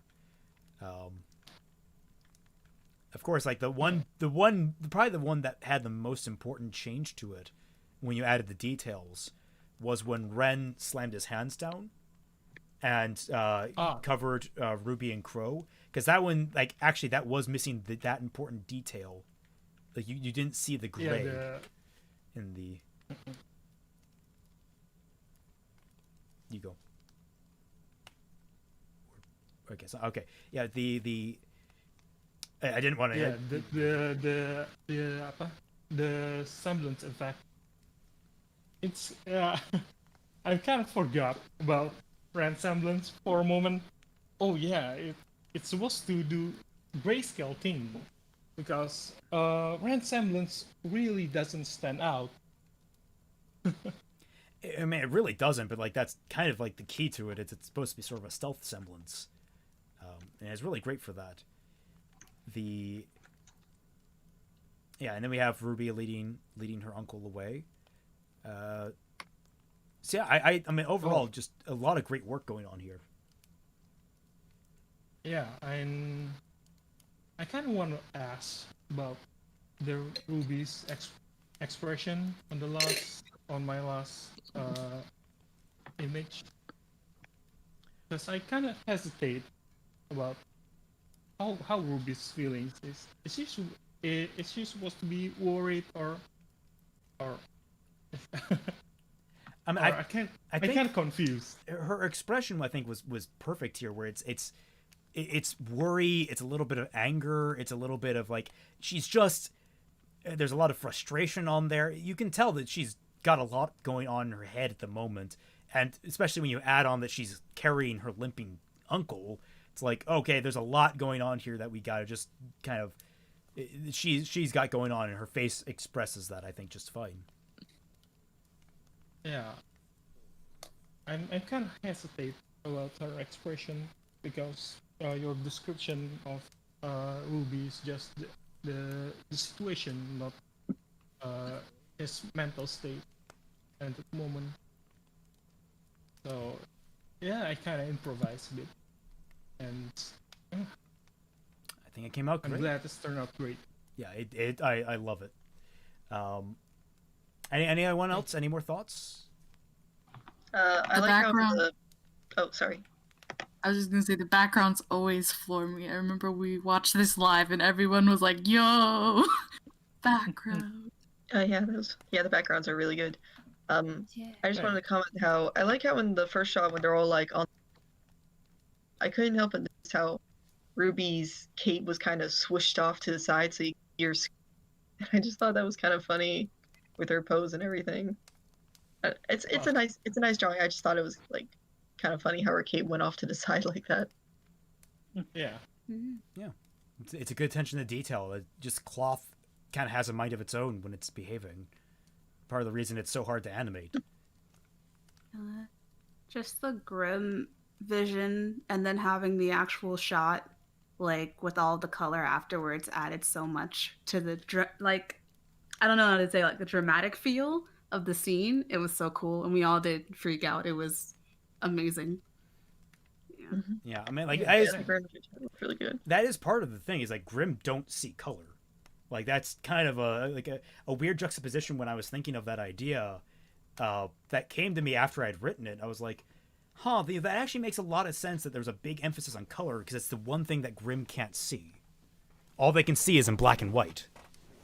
They literally don't see shades of gray, or they don't see, they don't see shades of red or anything like that. They don't see those things. They just see things. They're almost inhuman in that way, and it creates a nice juxtaposition with all the different characters. Yeah, in the Grim Vision thing, I also felt like in that moment I super felt like I was watching a show, because I could almost imagine how it would be animated and stuff. Yeah. How you're seeing Like stuff. shaky That was a very cam. visceral. Yeah, a very visceral feel, and I was like, oh, this shot happened. You'd be able to hear the breathing of the thing. It'd be wobbling a shaky little cam. bit. The Dutch angle. It came out just perfectly as I had hoped. So, great job on that, Valian. Okay. Okay. This next one is the pickup for with Bree for Blake watching Adam's message. And we actually do have like the slight modified versions of these, because I have the old copies in here too, where you fixed Blake's nose. Her nose was massive. This was the original. She had a massive nose, and then we cut to the new one where she has a nice modified nose, and then you have Sun eating a banana, which is great. Yes.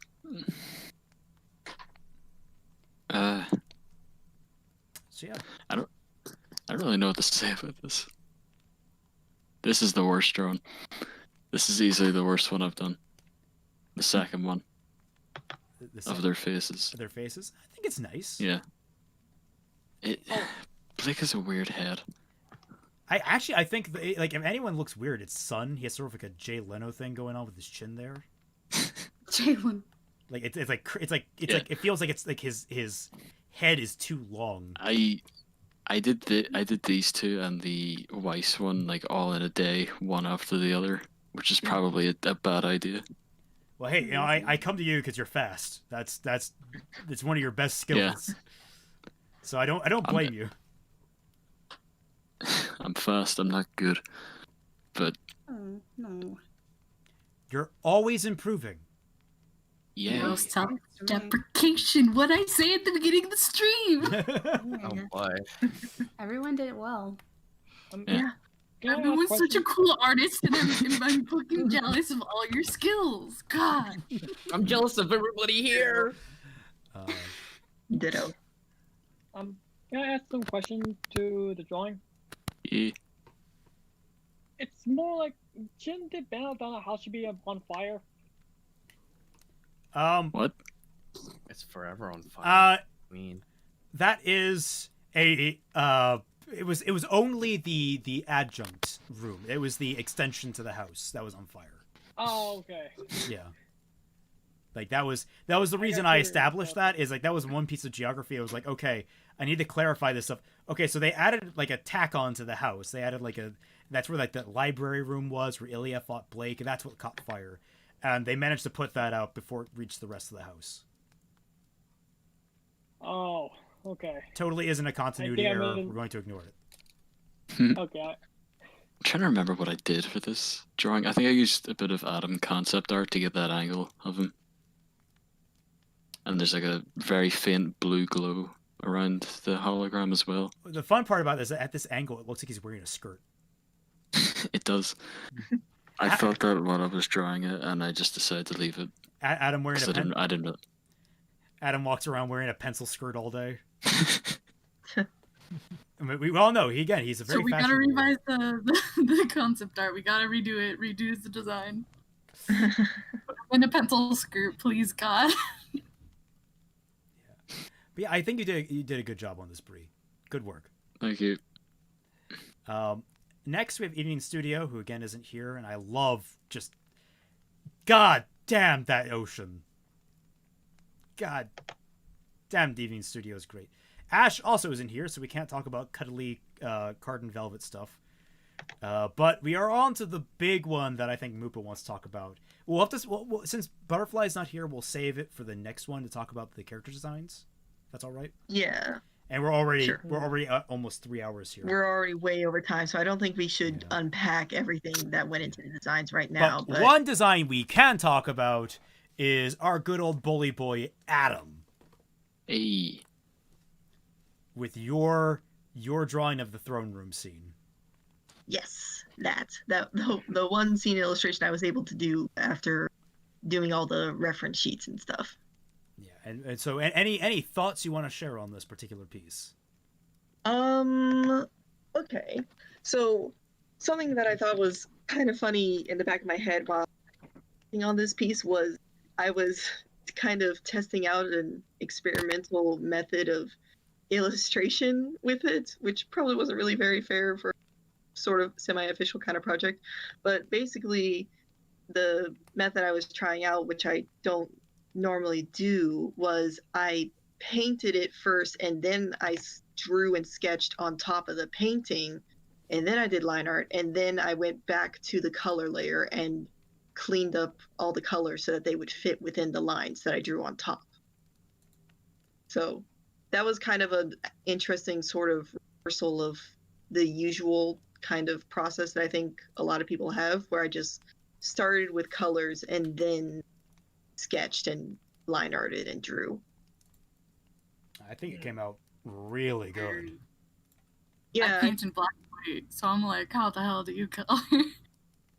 It was yeah, it was just it was kind of fun to experiment that way with it, because it felt like I could just work really naturally, because I put myself on a timer repeatedly where I would work on it in 30-minute segments so that I could like force my mind into a state of hustle and not getting too picky or overthinking what color choices or shading choices would be best, because I do that a lot where I'll get overburdened with my own head and stuff, thinking, oh, should I do this color, or does that look weird?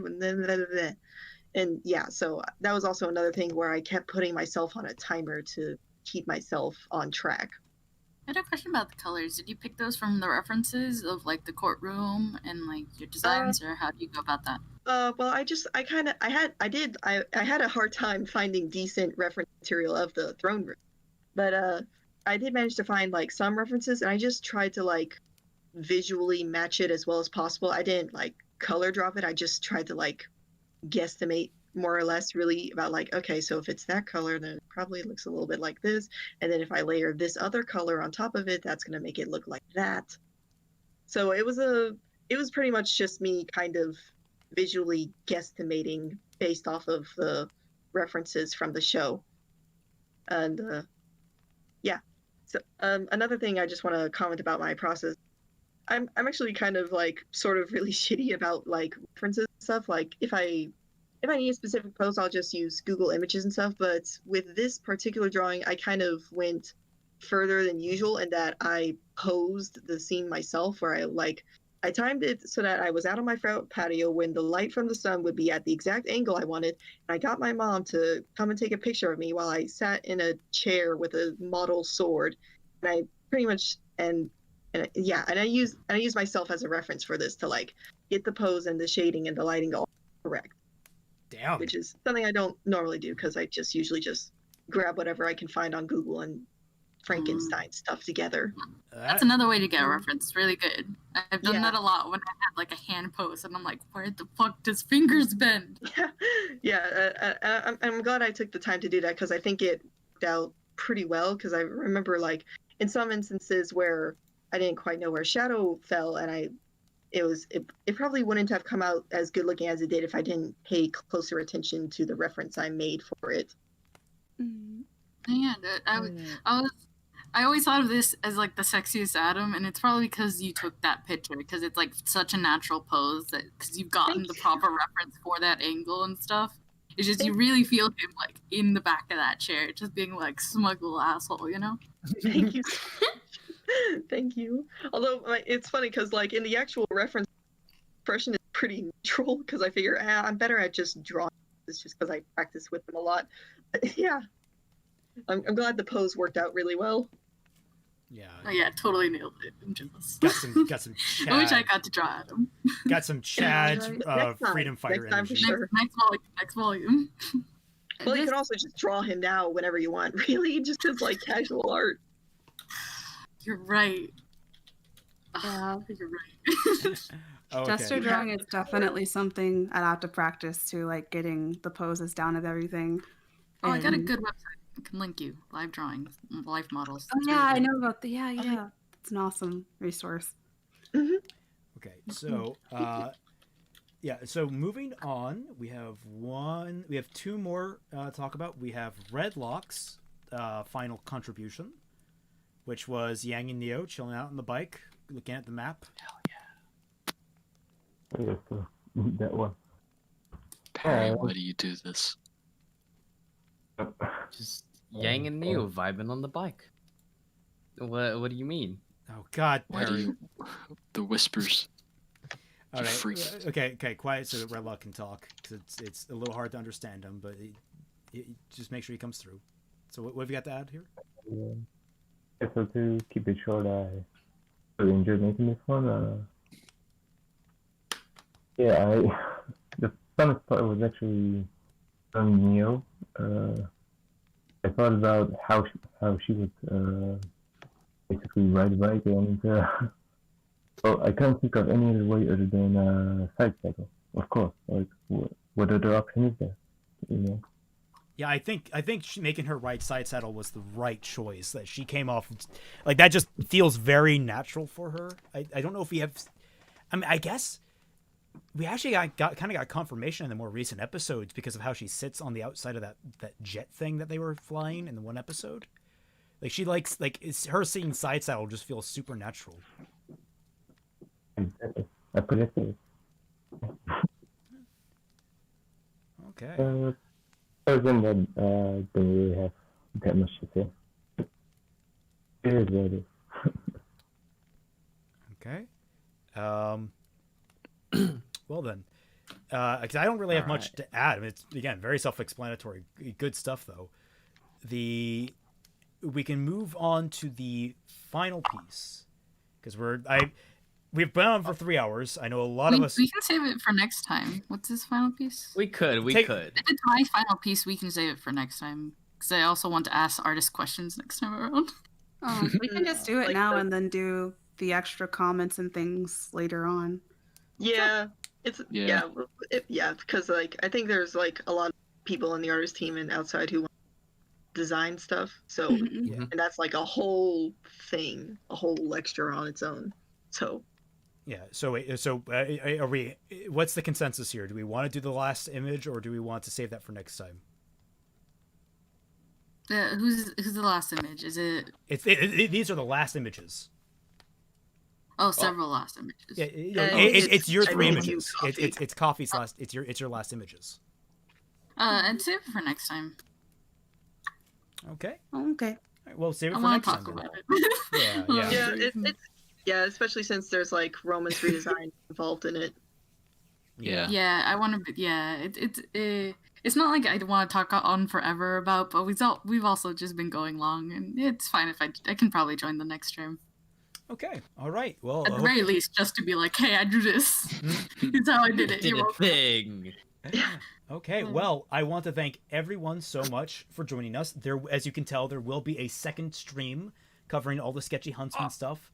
Hopefully, we'll be able to cull our numbers a little bit for people who don't they want to talk about their piece and just hop out. So, we'll have hopefully around the same amount of people, but like a much different smattering of them, so we can get a much broader stroke of comments and thoughts and the like. Hopefully less technical issues starting out now that I have everything set up properly. And I would like to, of course, thank all the Sketchy Huntsmen for being here with me. You guys are amazing. I never in my life thought I would have this kind of crew working behind me. And you guys have really made this entire project really pop. So you guys are awesome. And you know what, Ray? Thank you for letting me in, even though I missed the application date. I still don't know how you missed that. You follow me on You're a Twitter. great You should have been artist. able to see that. I follow a lot of people on Twitter, and I guess it just flew by, or maybe I saw it once and I forgot. I don't know. All the same, I would like to thank you guys, the audience, for joining us for this entire stream. Remember that you can come and into the Team Frostbite Discord server, the Tundra, for $1 or more, where myself, Fatman Falling, Dashi Lee, and a couple of the artists here are actually regularly interacting with you guys, the fans. And if you want updates on current things, and if you want to join the Sketchy Huntsmen, auditions will open relatively quickly after RWBY Volume 8 closes.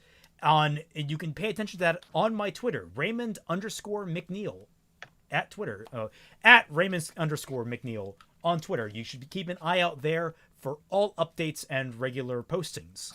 So thank you all.